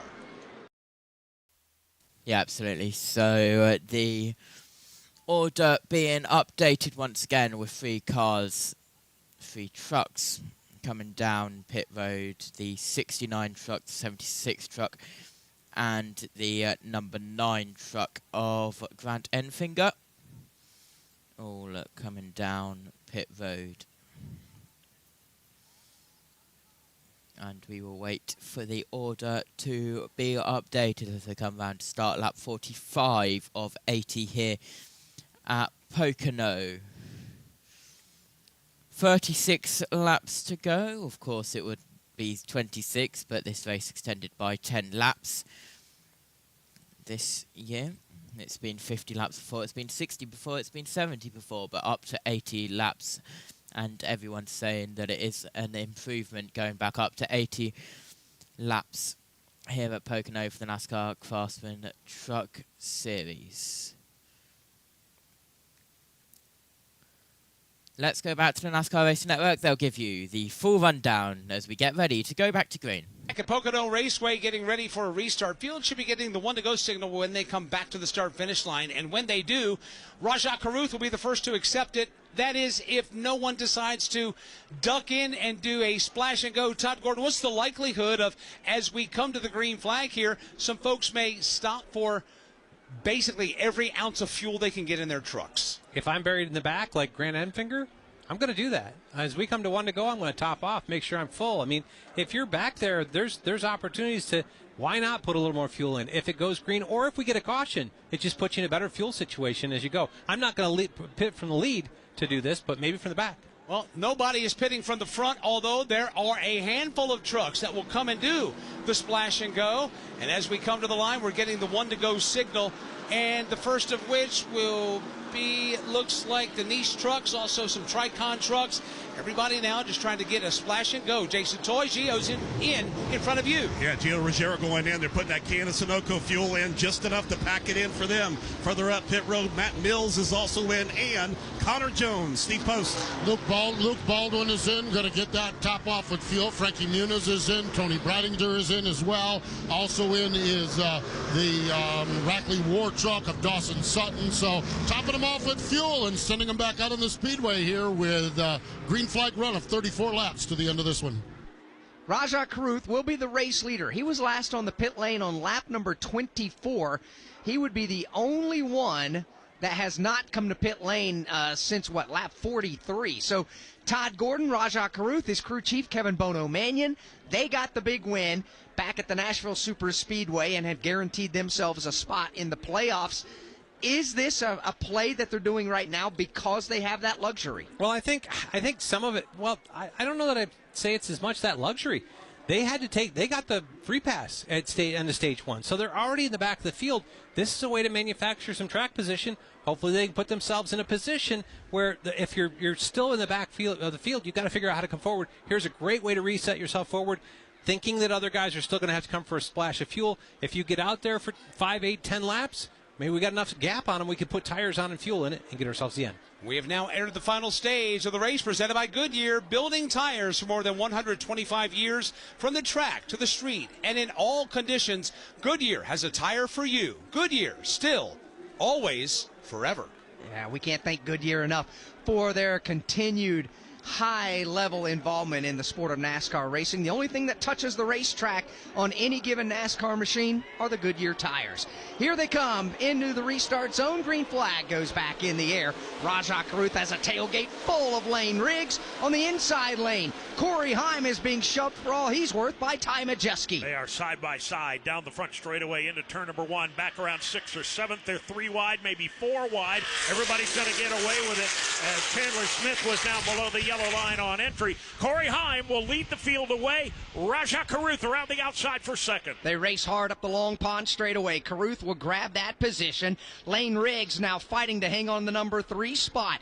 Carson Hocevar is in the mix. Ty Majeski begins to fade on the inside lane as they exit the tunnel turn. First side-by-side battle is for that 4th spot. That's where you find Ty Majeski that had to jump way out of the throttle coming off of the tunnel turn. He loses a position to Caden Honeycutt. He may lose another one to Tanner Gray, who is right to his right elbow out of turn 3. They come out of turn number 3, watching the battle for the number 2 position now as Corey Heim starts to tiptoe away. Lane Riggs will bypass Rajah Caruth. Carson Hocevar will do the same as Rajah gets ushered back to position number 4. Caruth drop kick back to the number 4 position, and his problems may not be over yet, because coming with a full head of steam on the outside is Caden Honeycutt. Looks to the high lane, shoves it up in between Caruth and the wall on the tunnel turn. As they head for the tunnel turn, Caruth drop kick back to 5th now. What a move by Caden Honeycutt around the outside of Rajah Caruth. Now Rajah is going to fall into the clutches of Tanner Gray. Here comes Gray to the inside of the racetrack. They'll race wheel to wheel off turn 2. Gray to the inside of Rajah. Trouble in the tunnel turn. 3 trucks get together, slam the outside wall. Ben Rhodes is involved in it. Tyler Ankrum, looks like Grant Enfinger involved as well. This all started on exit of turn number 1. Tyler Ankrum got shoved up the racetrack on the exit of the first corner, may have clipped the outside safer barrier with the right rear of his truck. Everybody began the long scramble up the Long Pond straightaway. Simply ran out of real estate by the time they got to turn 2. You said Tyler Ankrum got a piece of that. Dawson Sutton got a piece of that. that as well, and that is a very tricky part of the racetrack where you basically are getting turned 2/3 of the other way. And if you encounter a challenge or a bump and get crossed up in front of everybody, that track becomes blocked, and it is hard to find a place to escape, and that's exactly what happened towards the back of the pack. Grant Enfinger back there because of a pit road challenge and a pit road problem. He has damage on his truck. He's coming to pit road. Dawson Sutton is as well, under caution flag number 3. Let's follow the Sutton and Enfinger trucks as they make their stops at lap 48. A lot of damage on the Dawson Sutton truck is the front end. The left front is way down on the tire, pushed in. All working on the right rear of that truck is all back up at about the second or third pit box. Grant Enfinger, the crew is focusing on the right side of the Enfinger truck as he's got up into the fence or something solid there. Left side doesn't look bad for Grant Enfinger, but they're working on the right front of the truck, just making sure the fender has clearance, looking up under that automobile to see if there's suspension part damage or what the degree of damage is on the Grant Enfinger truck. So Dawson Sutton, Grant Enfinger getting some repairs here on pit road.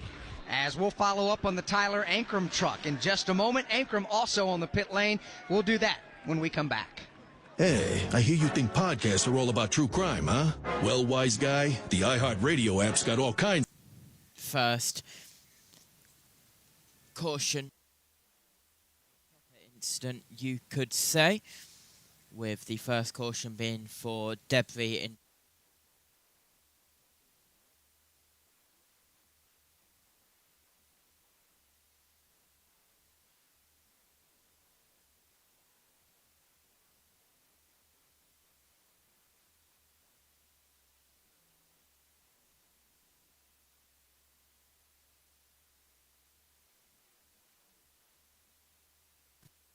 .31 laps remaining here in Pocono,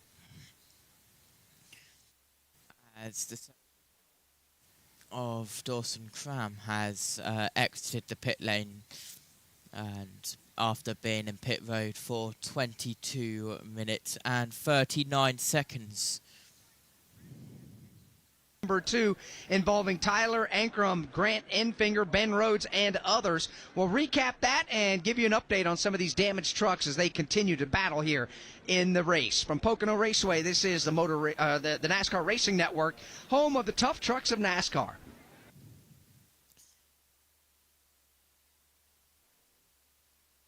So, still under caution here, as clean-up for this multi-truck accident.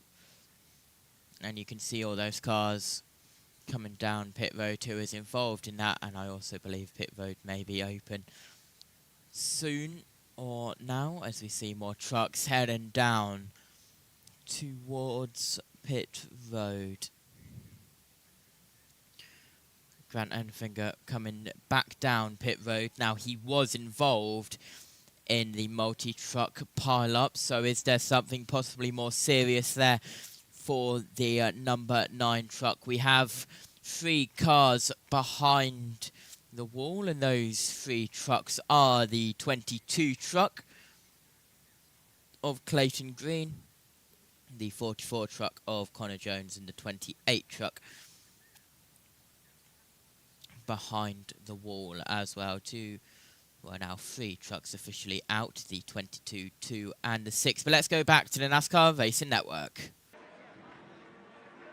Back at Pocono Raceway here on the NASCAR Racing Network. We mentioned a couple of teams that were on the pit lane with some damage. One of them, Jason Toy, was Tyler Ankrum. Yeah, significant damage on the right rear for Tyler Ankrum. They wanted to make sure they got everything clear from that right rear tire to get him back out there, plus damage on the left front corner of that race truck. They've been kind of marred back in the mid-pack all throughout the afternoon, so it hadn't been the greatest days for him, but it's also one of the great days where you can rely back on that victory that you already have right now to get you towards the postseason. So some days you're going to have some good ones, some days you'll have some bad ones, and today Tyler Ankrum's got one of the unlucky ones. Tyler Ankrum, an unfortunate ending to his 150th career start in the NASCAR Craftsman Truck Series. You know, Tyler Ankrum, Alex, has had a good year this year with McAnally Hilgeman Racing. We've been waiting for that team to really come to life and be that consistent presence for a win week in and week out. But it's kind of hard when Corey Heim has basically the whole shot and the bear hug around victory lane these days. Yeah, Tyler Ankrum started the season with 7 consecutive top 10 finishes. Then all of a sudden, he's been on a bit of a cold streak. Only 1 top 10 in the last 5 races, and now make it 6 in a row. But we'll see how this plays out. His truck is still able to continue on, although the right rear corner of that orange and blue Liuna entry has been wrinkled up significantly. Speaking of being wrinkled up significantly, the Connor Jones truck is trying to be extracted from the short straightaway between the tunnel turn and turn 3. He actually came to a rest on the inside wall there on the safer barrier at the bottom of the racetrack. So that truck being nestled there, he's been able to get out of the truck.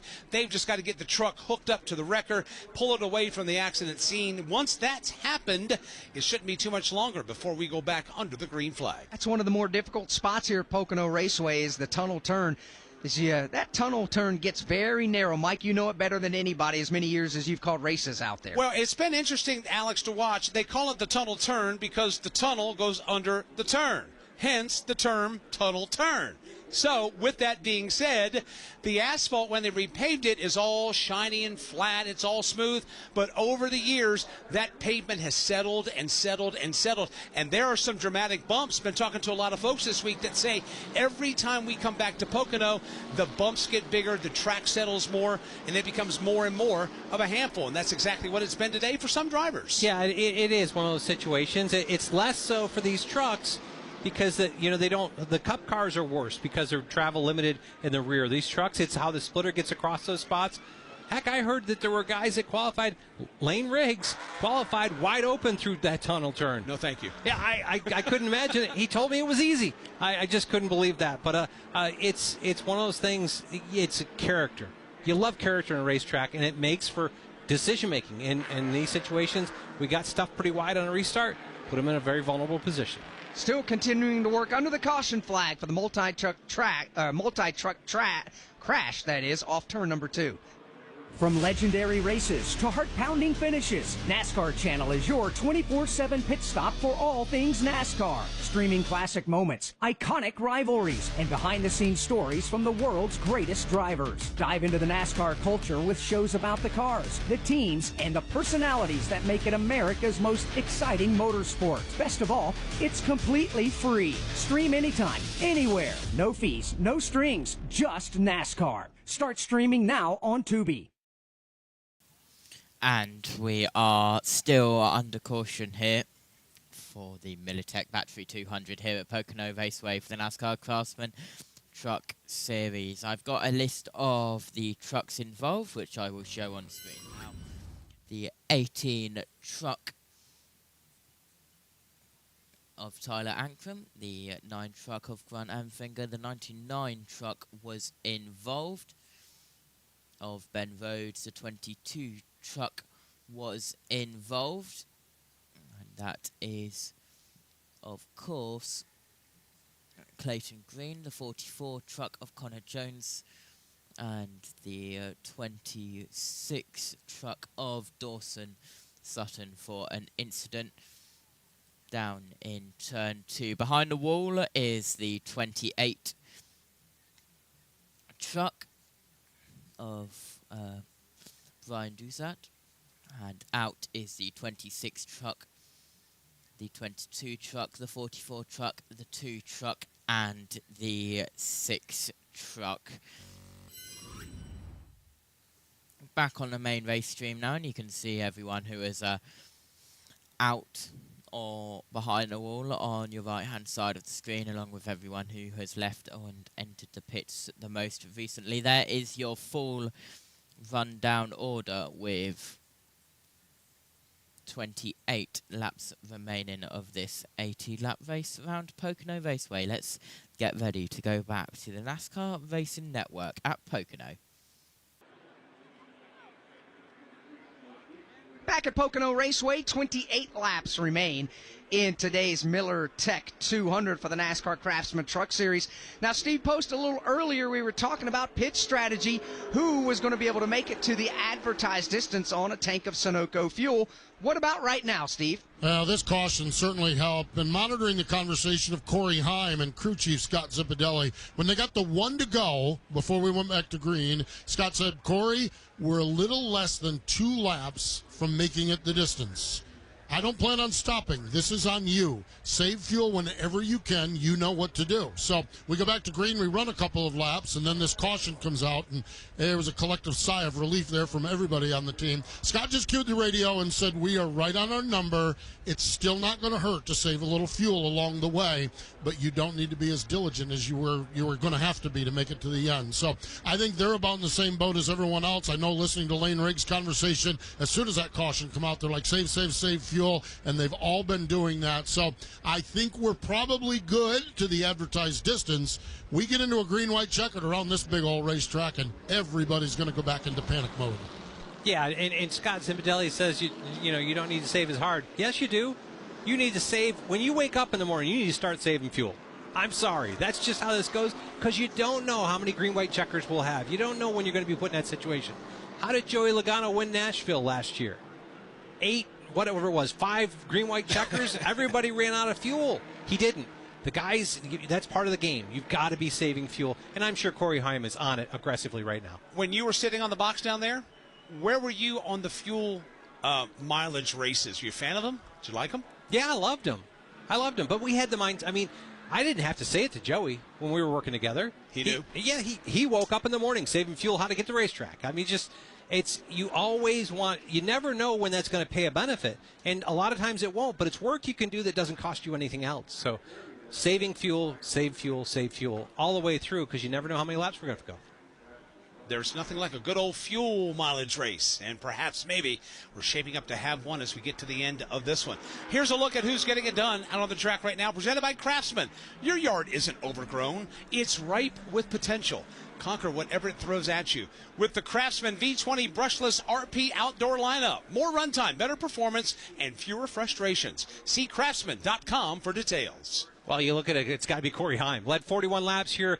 Didn't win stage 1 because they short pitted it. They flipped the stage there. They gave it to Lane Riggs from the lead. They came and pitted with 2 to go. Stayed out this time through. I think they're in a good position, as Steve Post just reported. Scott said they're right at their number. Corey Heim and his 11 team getting it done today. I agree. I do have to look at a different strategy in Rajah Caruth and his crew chief, Kevin Bono Mannion. Yeah, they just came to pit lane. They topped it off. Put on fresh Goodyear tires as well. What are those tires going to be worth? Right now, he'll restart in the 22nd spot. How many positions will Rajah be able to drive to the front of the field? I wouldn't say that I thought tires are worth a whole lot here, because we don't see a lot of lap time degradation. But Ben Rhodes, who didn't qualify on his stickers, drove all the way forward to 15th under green in stage 1. I think will be interesting to see what the tire advantage is for Rajah here. Steve Post, what's the confidence level down there in that pit box right now? Well, they're feeling good about it. But it's where you were at. They were at the back of the field. What do you have to lose? And just as Alex just documented up there, Kevin Bono Mannion brought him in. He's got more fuel than everybody else. He's got fresher tires than everybody else. So while some are doing fuel savings and some are just managing this race, Rajah can go full force offense over the course of this race with better Goodyear Racing Eagles. So stay tuned to see what happens. It's all perspective on where you're at, where they were at.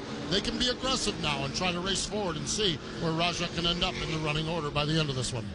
The drivers have just gotten the 1 to go here at the start-finish line, have chosen what lanes to restart in. Corey Heim will choose the outside lane.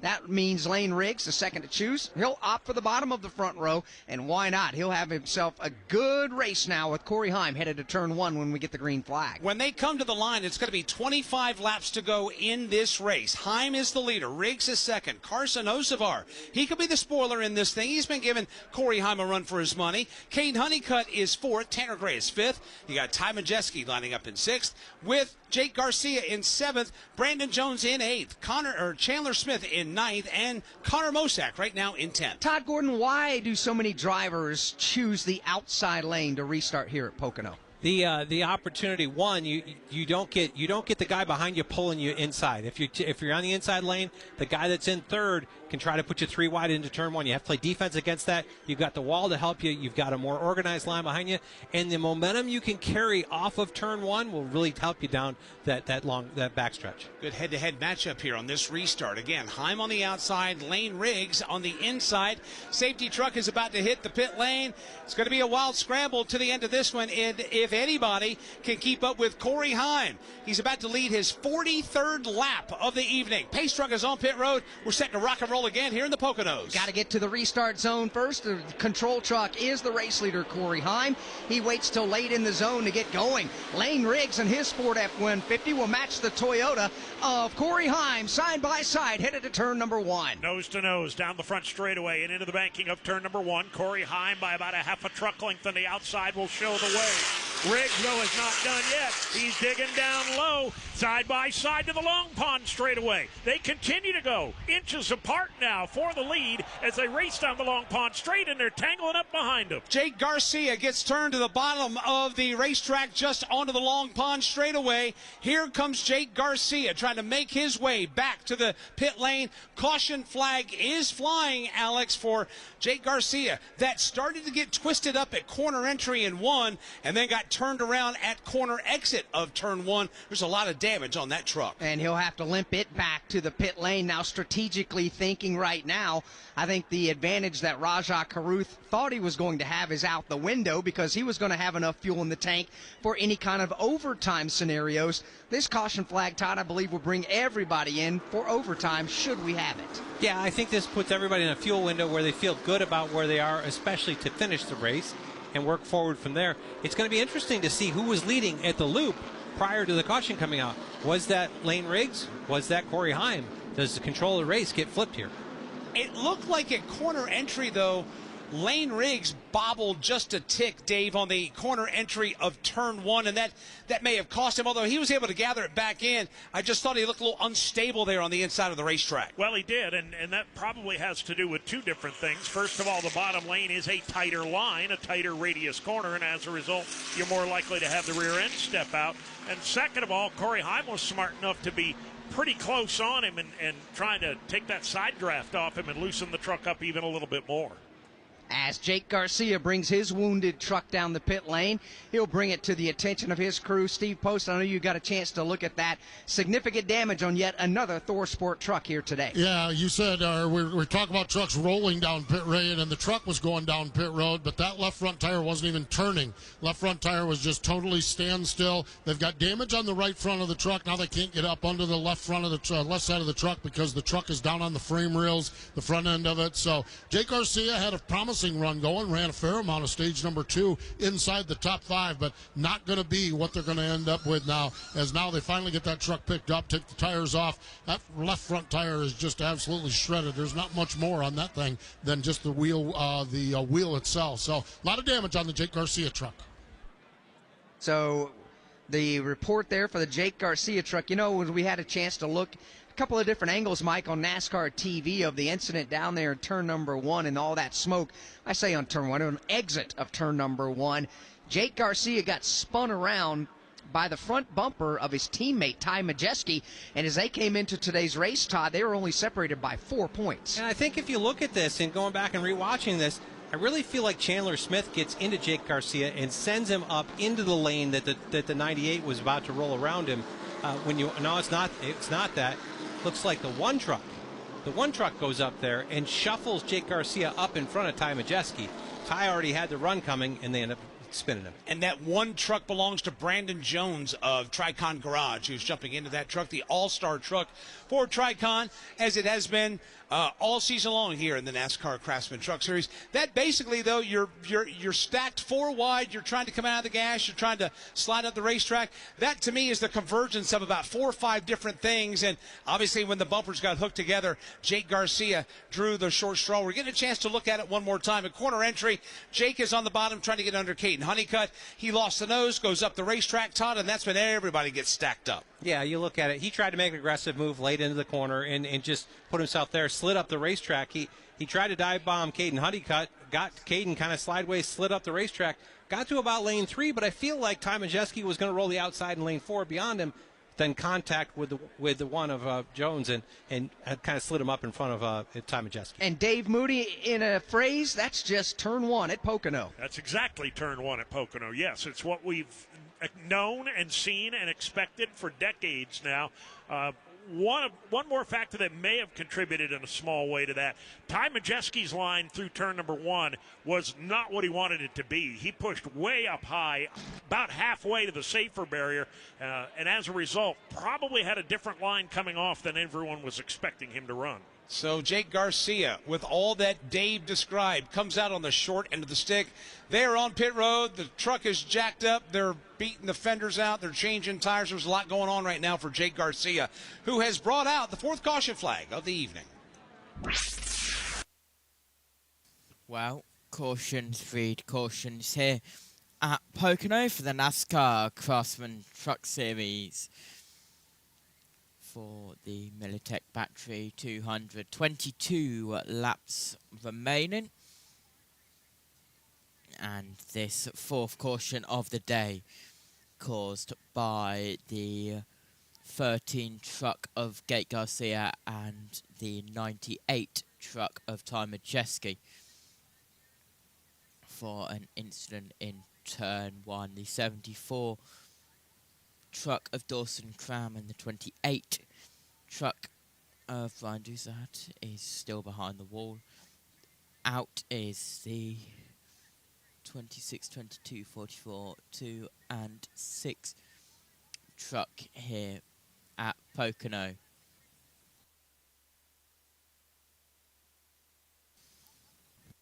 The NASCAR Racing Network, home of the tough trucks of NASCAR.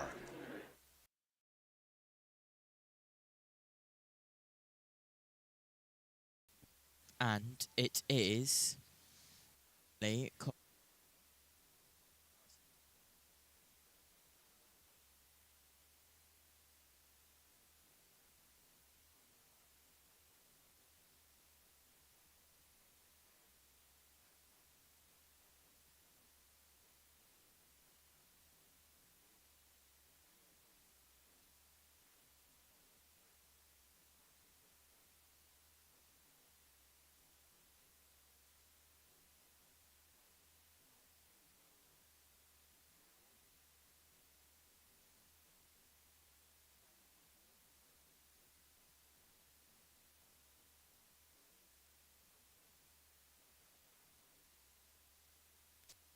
with Jake Garcia and Ben Rhodes back down in pit road. Let's go back to the NASCAR Racing Network, trackside at Pocono. We're back at Pocono Raceway. Field is coming to the line 21 laps to go, and we continue under the caution flag after a problem for Jake Garcia coming out of turn number 1. Safety crews are getting the track buttoned up. Should not be too much longer before we go back under the green flag. Toyota, Ford, Chevrolet are 1, 2, 3. Corey Heim, Lane Riggs, and Carson Hocevar, respectively. As a matter of fact, why don't we tell you where your favorite driver is being scored here with 21 laps remaining. Corey Heim is the leader. Lane Riggs is second. Carson Hocevar goes third. Tanner Gray is fourth. Connor Mozak is fifth. Caden Honeycutt sixth. Stuart Friesen is seventh. Patrick Emmerling is eighth. Brandon Jones ninth, and Daniel Hemrick is 10th. Chandler Smith is 11th. Matt Crafton is 12th. You've got Jack Wood in 13th. Nathan Bird in 14th. Luke Baldwin is in the 15th position. You've got the Gio Ruggiero truck in 16th. Frankie Muniz in 17th. 18th is Tony Breidinger. Rajah Caruth is 19th, and Spencer Boyd is 20th. Matt Mills is 21st. Tyler Tomasi is 22nd. Ben Rhodes back in 23rd with damaged race truck. Ty Majeski just made a pit stop. He's 24th. Grant Enfinger's truck is beat up. He's back there in the 25th spot. Andres Perez is 26th. Tyler Ankrum with a right rear that is folded up in the wrong direction is still being able to soldier on. He's 27th. Jake Garcia, the final truck running. He was just involved in our last crash. He's being scored 28th. Out of the race in 29th is Dawson Sutton. Out of the race in 30th, Clayton Green. You've also got the Connor Jones truck in 31st. You got Dawson Cram in 32nd. You got Cody Dennison in 33rd. Norm Benning 34th, and Brian Doza, the 35th and final truck on the leaderboard. I tell you what, Alex, it's been all Corey Heim all the time today. 47 laps led as we speak of the 59, and it just seems like that the only time that the field is able to hang with him is off the end of the front straightaway going into turn 1, because once that truck clears turn 1 in clean air, he is good night, Gracie. Yeah, I think the realistic shot for anybody to keep up with him is under caution. That truck is just that good as we get the one to go this time by from Rich Keeter on top of the flag stand. Corey Heim, we expect, will take the outside lane. He does so. Lane Riggs will once again go to the bottom of the front row. Outside lane for 3rd and 4th as well. Carson Hocevar and Tanner Gray both go to the outside lanes. Had a chance to check in with Dave Moody a moment ago. Tim, out in turn 3, what kind of lanes have been used today? Have they been on the bottom? What kind of strategies as far as lane choice are these drivers using in this race? Well, for the most part, Mike, they've been on the bottom of the racetrack because, again, this part of the racetrack extremely flat, just 6 degrees of banking, so you're not really going to have a whole lot of banking to help turn your truck or to keep your truck in the corner, so to speak. So you want to try to hug the bottom part of the racetrack as best you can, and that is what most of the drivers have done so far today. I will say there are a few drivers that have been brave and have ventured into that second lane. They're kind of trying to straddle the bottom lane and that middle lane with the right side tires of their pickup trucks through this part in turn 3. But for the most part, everybody has been glued to the bottom of the racetrack. The angle that you take going into the corner has to equal the angle you take coming out, just because of how flat this part of the racetrack is. That's what the drivers are trying to focus on. There's been a couple that have missed their marks today, and when they have, it's almost been disastrous at this part of the track. Got to be clean on this next restart. There will be 19 laps remaining as the field now works their way down into the short straightaway between turns 2 and 3. Corey Heim is off the pace. Corey Heim is pulled out of line. There's a lot of smoke. Steve Post, is there a problem with the race leader, Corey Heim? I am not sure which one of the 4 it is, but one of the tires on Corey Heim is down. He just said flat tire, and they told him pull out of line, get out of the way. You don't want to get run over on the restart. So a flat tire for Corey Heim, the dominant truck, is going to have to come down and change that tire. As the field comes to the green, indeed, Corey Heim will give up the lead at lap 60 to change that tire. That will turn the lead over to Carson Hocevar, Connor Mosack, Tanner Gray, Caden Honeycutt, Stuart Friesen, the top 5. Here we come through the restart zone. Green is waving again at Pocono, and now it's Carson Hocevar who is away with that lead. He's trying to break free from Lane Riggs and others as now Spire Motorsports goes to the top of the leaderboard. Carson Hocevar with a good jump at the drop of the green flag. He'll power around the outside and into the lead. Down on the bottom, Lane Riggs gets loose, chases it up the racetrack, across the nose of Tanner Gray. He'll hang on to second. Gray now in a cat fight for third. As they make their way up onto the Long Pond straightaway, Carson Hocevar has opened up a 6-truck length lead. For more on Corey Heim, who did not come to pit lane, back to Steve Post. Yeah, and the problem is that pit road was not open when they got to the entry of pit road. And so they're going to have to run a full lap out there with that tire down. They're going to bring him down now because they did not want to pit when pit road was closed, which would be further penalty beyond just the flat tire and the changing of that tire. They'll come in this time. And they will now add this one to the list of races that have gotten away from Corey Heim in 2025. 18 laps to go. Carson Hocevar, Lane Riggs, Tanner Gray, the top 3 off the end of the front stretch. Hocevar by a couple of truck lengths into turn number 1, then 5 more back to the 3rd place machine of Gray. 7, maybe 8 back to the 4th place truck of Caden Honeycutt as he begins to pull away now from Brandon Jones. As they make their way up the Long Pond straightaway, things begin to tighten up at the front of the field yet again. Hocevar with the lead, but he'll look in the mirror this time and see a hard-charging Lane Riggs. Lane Riggs starting to close in on Carson Hocevar. The gap between the top 2, I'll put it at 1 truck length. Racing their way down the short straightaway to turn number 3. Here comes Carson Hocevar. He'll take his Silverado to the bottom. Lane Riggs right behind him, back to the main straightaway. Not so fast. Carson Hocevar is receiving the black flag for jumping the restart. That will turn the lead over to Lane Riggs. First it's Heim, now it's Hocevar, Dave, as they begin to drop one by one. Well, I said he got a good jump on the drop of the green, maybe definitely a little too good. Carson Hocevar getting the bad news. He continues to show the way down the back straightaway toward the Long Pond turn.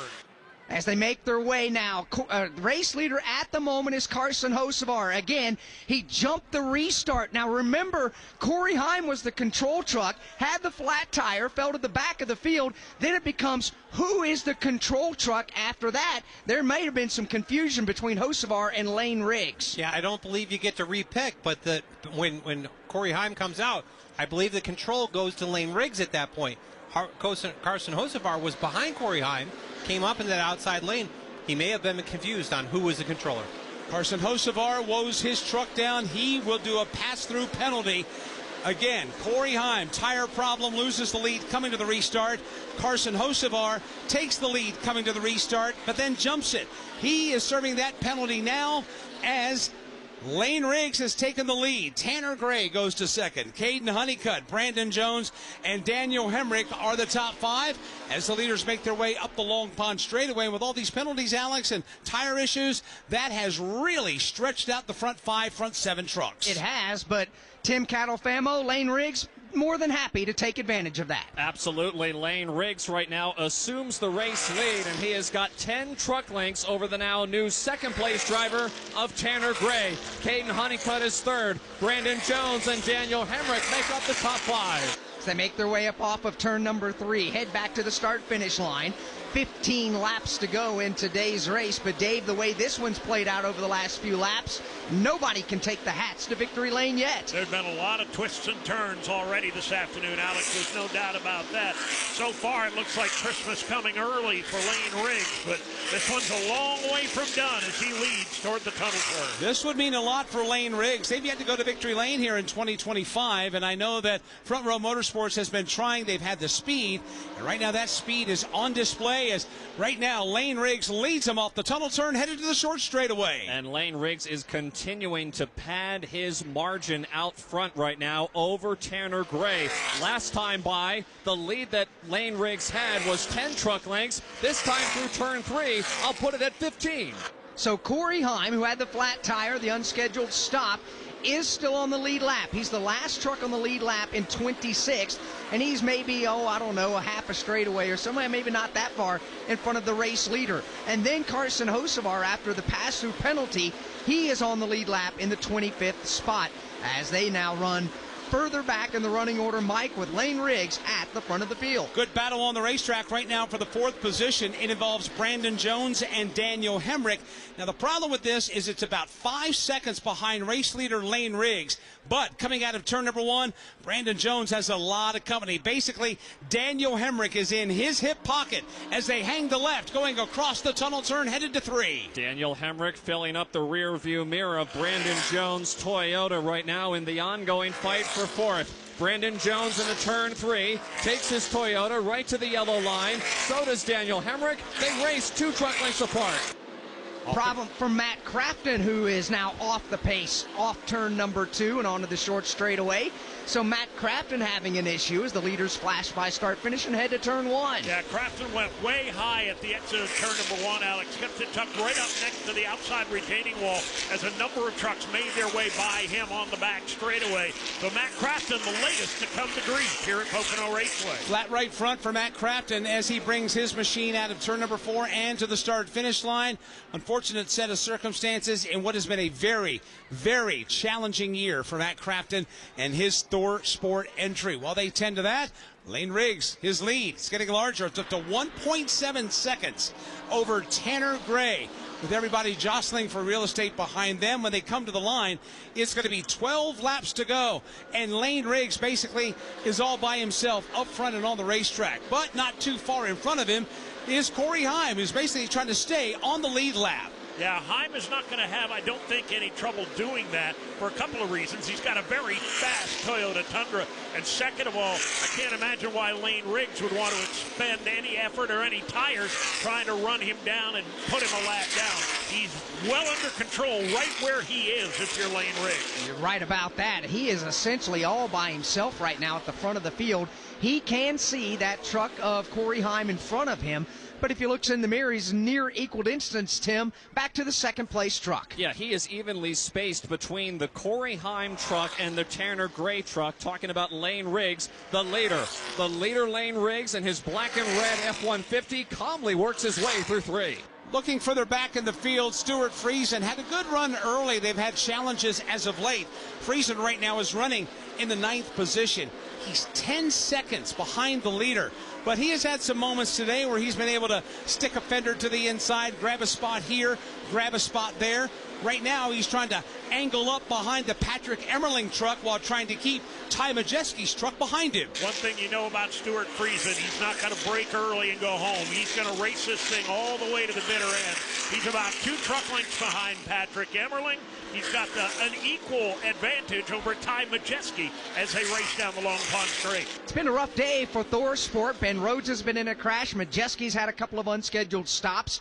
Matt Crafton has done the same thing, but they're going to continue on. The leaders exit the tunnel turn. Here they come back to turn number 3. Lane Riggs already headed back to the front straightaway, leading Tanner Gray by about 15 truck lengths. It's another 15 back to pick up Peyton Honeycutt in 3rd. Brandon Jones and Daniel Hemrick the top 5. Then you get into that fight you were talking about a moment ago with Patrick Emmerling, Stuart Friesen, and Ty Majeski. That battle comes out of turn number 3. It works its way down the front straightaway, jumping closer up there. Chandler Smith running in 7th, right behind Connor Mosack. That will be a challenge for 6th. That's about a 3-man dance right now, although one of them is the Matt Crafton machine. Crafton should be able to pull away from them because he's got the fresher tires after making that pit stop a moment ago. Challenge is on. Stuart Friesen now feeling some heat from Ty Majeski as they head for 2. They make their way up the Long Pond straightaway. Ty Majeski beginning to close in just a bit. They make their way into the tunnel turn. They roll out of the throttle, stab the gas on exit of the corner. Ty Majeski trying to move around Stuart Friesen for this position. Out of the tunnel turn, Majeski is right on Friesen's back bumper. Racing down the short chute to turn 3. Majeski poked a headlight to the inside of Stuart Friesen in turn 3 on corner entry, but Friesen slammed the door. Here they come now off the corner. We mentioned a moment ago Patrick Emmerling. If you're a fan of the Whelen Modified Tour, you obviously know that he's done some winning there in Steep Post. He's getting an opportunity to show his wares in the NASCAR Craftsman Truck Series for the 4th time. Yes, no doubt it is the 4th time. He had a couple of starts back, I believe, in 2017, a number of years ago. Had a start earlier this year up in North Wilkesboro, but got tabbed by Spire Motorsports to drive one of their Chevy Silverados, and he's done a really nice job for it today. Truck has been just a little bit off as far as the handling goes, but pretty rock solid. Right now he sits in position number 8. Patrick, the 2022 NASCAR Whelen Modified champion, has 1 win on the tour this season. He picked up the season opening win down at New Smyrna, and really like the fact that the NASCAR Whelen Modified, some of their drivers are getting an opportunity here in a really good quality truck. And Patrick Emmerling, right in the 8th spot, is taking advantage of this opportunity and putting in a very good accounting of himself here at Pocono Raceway. And only his 4th NASCAR Craftsman Truck Series start in his career. We're down to 8 laps to go. We'll get you back to the action on the track in a moment. First, let's pause 10 seconds for station identification on the NASCAR Racing Network.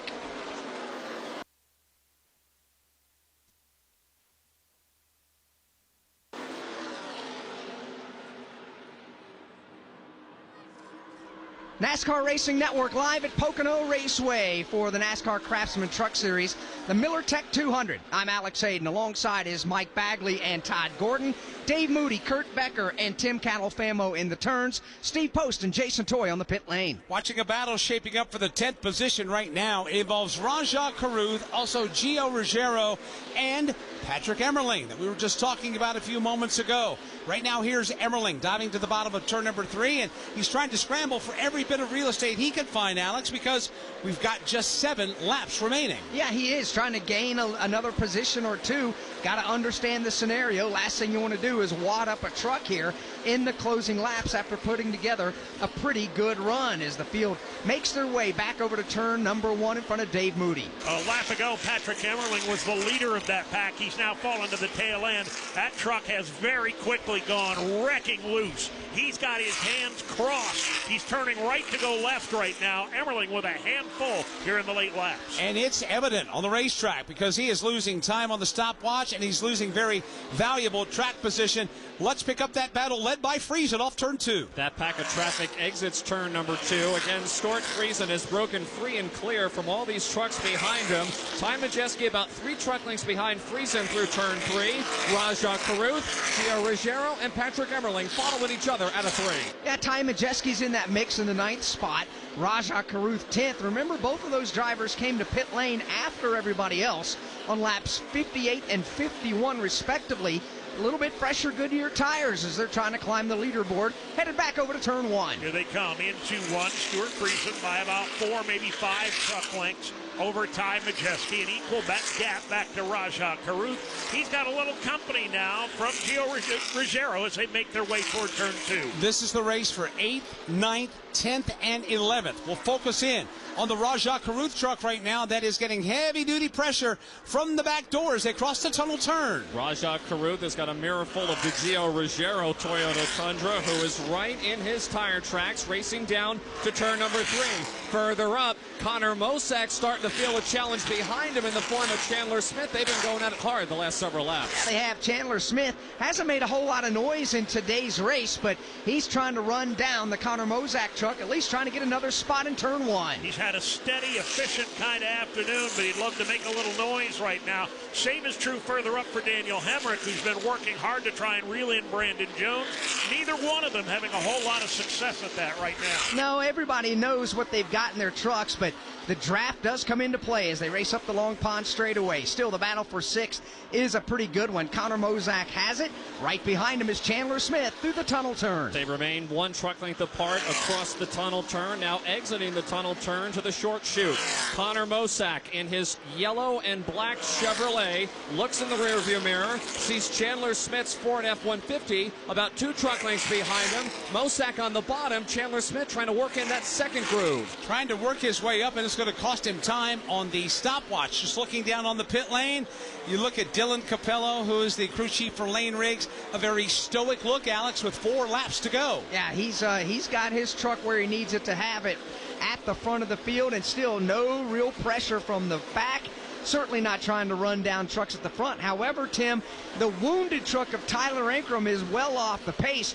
Race leader is going to have to deal with him on the short straightaway. Yeah, as a matter of fact, here comes Lane Riggs out of turn number 2, bearing down on the wounded Chevrolet Silverado of Tyler Ankrum. Ankrum in turn number 3. Looks like he's going to give the leader the bottom of the racetrack. They come together out of 3. And if you missed it, Tyler Ankrum was one of many trucks involved in a crash back on lap 47 coming off the tunnel turn. A lot of damage on that truck as Lane Riggs will close in.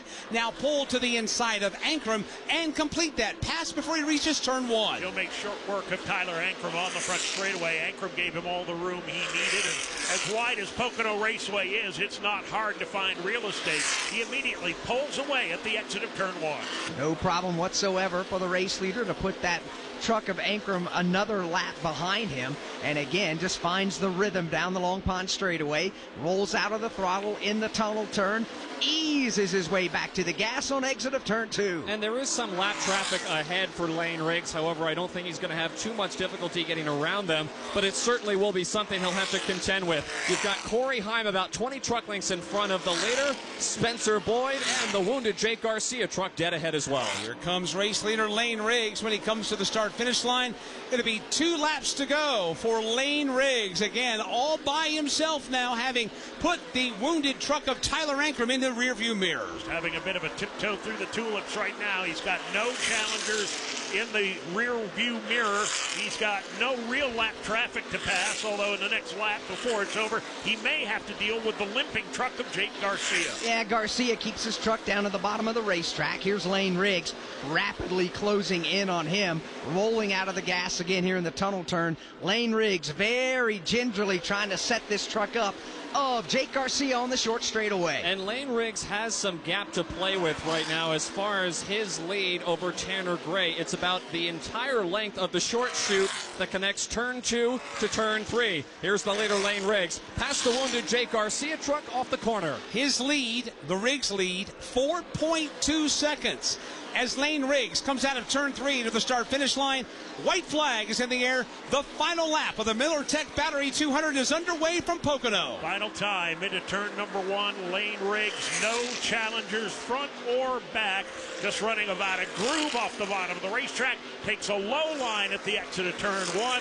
Lane Riggs will head for the tunnel turn for the final time. Trying to take Ford back to victory lane in the Truck Series here at Pocono for the first time in 12 years. Riggs now down the Long Pond straightaway. The Pennsylvania Sunshine dances off with a black and red paint scheme. He'll exit turn 2 for the final time. Here's Lane Riggs swinging his truck off of turn number 2 for the final time, racing down the straightaway to turn number 3. He does have the Spencer Boyd truck ahead of him, but Lane Riggs does not have to pass. Final time through 3. Lane Riggs headed for home. He will dial up the low lane coming out of turn number 3. He'll swing that truck wide. He looks out the windshield, sees Rick Keeter wave the checkered flag, and it's Lane Riggs that will win in the Pocono Mountains of Pennsylvania. He will score his first win of 2025 with Tanner Gray finishing in second. It's Caden Honeycutt third.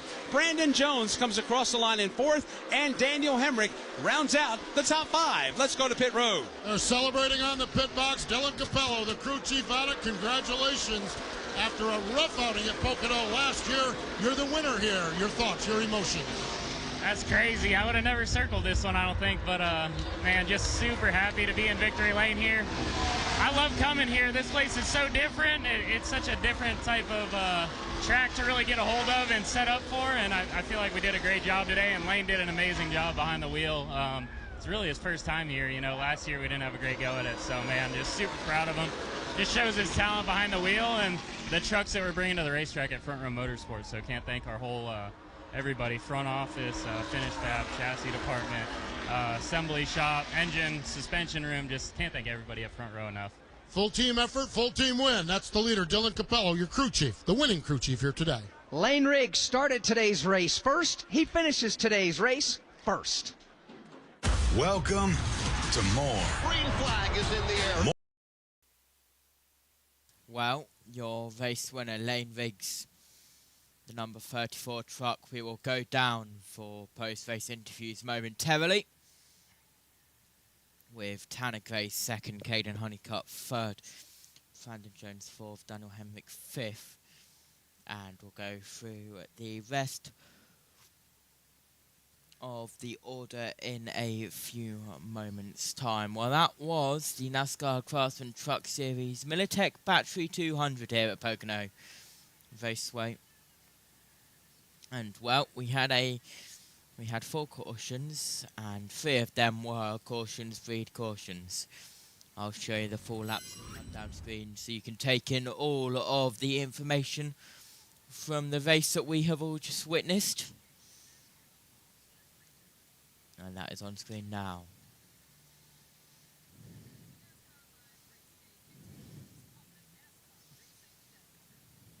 Let's go down to NASCAR Racing Network for post-race. Tanner Gray came home second. Caden Honeycutt was third. Brandon Jones came home fourth, and Daniel Hemrick with a 5th place run here in the Pocono Mountains. What a win for Lane Riggs this is. They've been so close so many times here in 2025, and they seem to have always slipped through their fingers. And this wasn't just a win, Alex.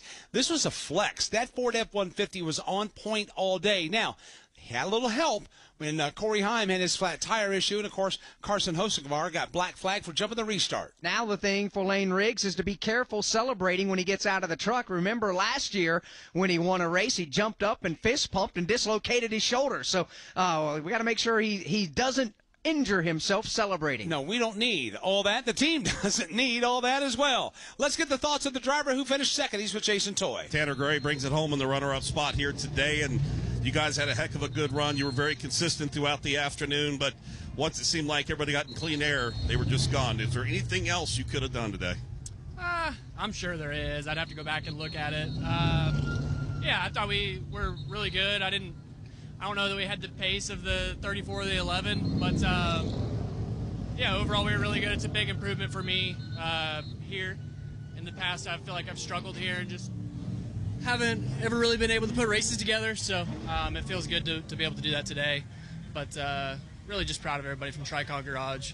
Everybody worked really hard on this number 15 Place of Hope Toyota Tundra, and yeah, it feels good to finally have a good run. We've been on the struggle bus here lately, and you know, it's refreshing to have a good run, but at the same time it's tough because, you know, we got to win to get in the playoffs, and we're one spot away from it right there. So all in all, proud of everybody, but obviously wish we could have been one spot better. All right, Tanner Gray brings it home in the runner-up spot today. Steve Post. Caden Honeycutt matches his career best finish with a third-place run. Caden, just tell us how you did it. Yeah, just this is a great truck by these guys. Just DQS Solution staff and number 45 NASCAR Motorsports Chevrolet was good today. Just lacked just front turn, really. I think we were just too stiff in the front end, and our ride quality wasn't great. So, yeah, it's good to be frustrated with the top 5. So this team just wants to win, and I want to win just as bad as they do, if not more. But, yeah, I just want to thank everyone for supporting us. Also in remembrance of Charlie Henderson. He was riding with us today, and just really he's going to be missed for sure in this garage. Just want to thank all the guys at the Fab Shop. We built our own trucks, and this was another good truck they built. Just got to work on it a little bit more, but thanks to Precision, Autoventive, JF Electric, everyone that supports us in our deal. Just move on to Lime Rock now and see if we can win in the next couple of weeks to lock us in the playoffs. Third place finish for Caden Honeycutt, and yes, Charlie Henderson would be proud of that effort. Jason Toy. Fourth place run here today for Brandon Jones, getting the one off, a couple of off here this season in the Truck Series, and good top 5 for you. You guys had a very fast truck in that last run. It just seemed like the time ran out on you. It did a little bit. You know, this is my last one of the year. I had 7 of these picked out, and I strategically picked all these races that I did this year to legitimately think that, you know, I was going to have a shot to win at. I tried to pick my best tracks, and it was just hard to put some of these races together. We had really, really fast Toyota Tundras all year long, really, and just got caught up in a lot of incidents that weren't of our doing this year, and so it was nice to cap it off with the top 5 for these guys. You know, I think that they've definitely done a lot of growing this year. I think they've got even some more to go, and I think they're doing a really good job of bringing fast race trucks to the track. They just need a little bit of luck on their side like we got today. So it's a difficult race for sure. I mean, it was a lot of it's aero racing, you know. I mean, you got to really think 5 steps ahead about where you're going to position your truck at to take advantage of guys, and it takes a lot of discipline on these restarts. You want to fan out, but you end up getting freight trained if you do, so it's tough. All right, Brandon Jones brings it home to the 4th spot quickly. In the 5th position here today, it's Daniel Hemrick. Brings it home in the top 5 spot. You guys had a lot of great strategy today. I love listening to you and your team communicate. Got you up to the top 5. How about it? Yeah, just a ton of resilience from the Snap Auto Care team. Yeah, there's some appearances with Bill McNally earlier today, and he was pissed. I was pissed on how we qualified. And then just the first run or two, you know, a lot of racetracks, we just, whether I'm leading them in the wrong direction or what, we just struggled that first run. But as soon as Josh Graham gets to put some wrenches in the back, well, it's not back glass, it's in the more of the tailgate of these things, bed tops, then we go forward. Yeah, and when he gets me to where I feel like I want to feel, then we claw, right? Then we're aggressive on restarts, we move forward. So, yeah, proud of him and his ability to get us that far in these races. We just got to sit down and do our homework together, figure out what we got to do to be better the first run or two, but great job rebounding for the day we had. All right, Daniel Hemrick, 5th spot here today. Yeah, if you listen to that, and Daniel Hemrick, very, very humble about the piece, but keep in mind that he's come out of Cup and Xfinity. The trucks drive so differently here with how much drag they got on. I don't know that he knows what to look for in a field, something they'll build a notebook out of. Well, that was a net gain for Daniel Hemrick today, obviously starting further back in the field and finishing in the 5th position. Lane Riggs has finally found himself to victory lane. It's a new victory lane here at Pocono Raceway. He has swung that F-150 into victory lane. Let's go down there now. Presented by Goodyear, building tires tires for more than 125 years, from the track to the street and in all conditions. Goodyear has a tire for you. Goodyear, still, always, forever. Steve Post. Lane Riggs down here getting the crowd pumped up, getting the crew's already pumped up, getting them a nice cold drink down here. Lane, congratulations. 30th last year in a backup truck on a terrible day at Pocono. I think you've equaled it out pretty good. Just describe your feelings, your emotions right now after conquering this racetrack. This is not the one I had circled to win. And I said that earlier, and yeah, I mean, it's just like, I'll take it. I'll make last year. It was all worth it in the end for this year's performance. But what a great truck. Like I said, this one was going to win at Nashville, and it won today. This thing's just so good, our newest builds, and just so proud of everybody at Front Row Motorsports to do a great job. Dylan, Jonathan, whole pit crew has really stepped it up. I know we've had highlight montages of our bad pit stops, and they got me some spots on pit road today, so I'm just super proud of everybody. And yeah, it's a great feeling. Dad actually won an ARCA race here back in the day, and I just now thinking about that. But no, it's great to have bare knuckle boxing on the truck. They have a fight tonight in Nashville. Make sure to tune in on Vice TV to watch all the action after this. Keep supporting, but no, it's man, great feeling, awesome. What goes through your mind as that race unfolds? You had a couple competitors fall by the wayside. You had a good truck. You had good pit stops. We got out of that fuel cycle. Just kind of describe your mental state as that last stage of the race rolled along. No cautions. No cautions. It was very hectic coming to the line. The 11 asked if he had a flat. I didn't see he had a flat. I'm not sure if he did or not. And then we weren't sure if the 7 or me was the control truck, so I was going off the 7 assuming he was in the right lane, so he slowed down way. I don't know if he's waiting for me or what, and posted him. So, you know, I hated we didn't get to really race that with them, but I'll take them how they come. It was a great day, great truck. Just didn't quite have the track position early like we wanted, but we had the track position at the end, and that's the only one that really pays. Finally, you came in 35 points to the good. Points racing into the playoffs. What's the relief factor of winning your way into the playoffs? What's the first playoff race? That's the one we're going to start working on right now. That's the one that matters. You know, just get through these next few and do the best we can through them, but we're going playoff racing, man. Finally, didn't get to do it last year, but we had the speed, the ability, and the team to do it, and I'm just so glad to get these guys there and try to go bid and get a big trophy, man. By the way, it's Darlington. Darlington, I love that track. Perfect. Oh, there we go. Congratulations. Yeah, thank you, guys. Thanks for all the listeners. Lane Riggs, your winner here this afternoon at Pocono. Well, thank you for joining us here for the NASCAR Craftsman Truck Series, and make sure to join us all day tomorrow, starting off with Formula E and many other series, including trackside for the British Touring Car Championship at Alton Park. But join us tomorrow when NASCAR returns in the form of the NASCAR Xfinity Series. See you then.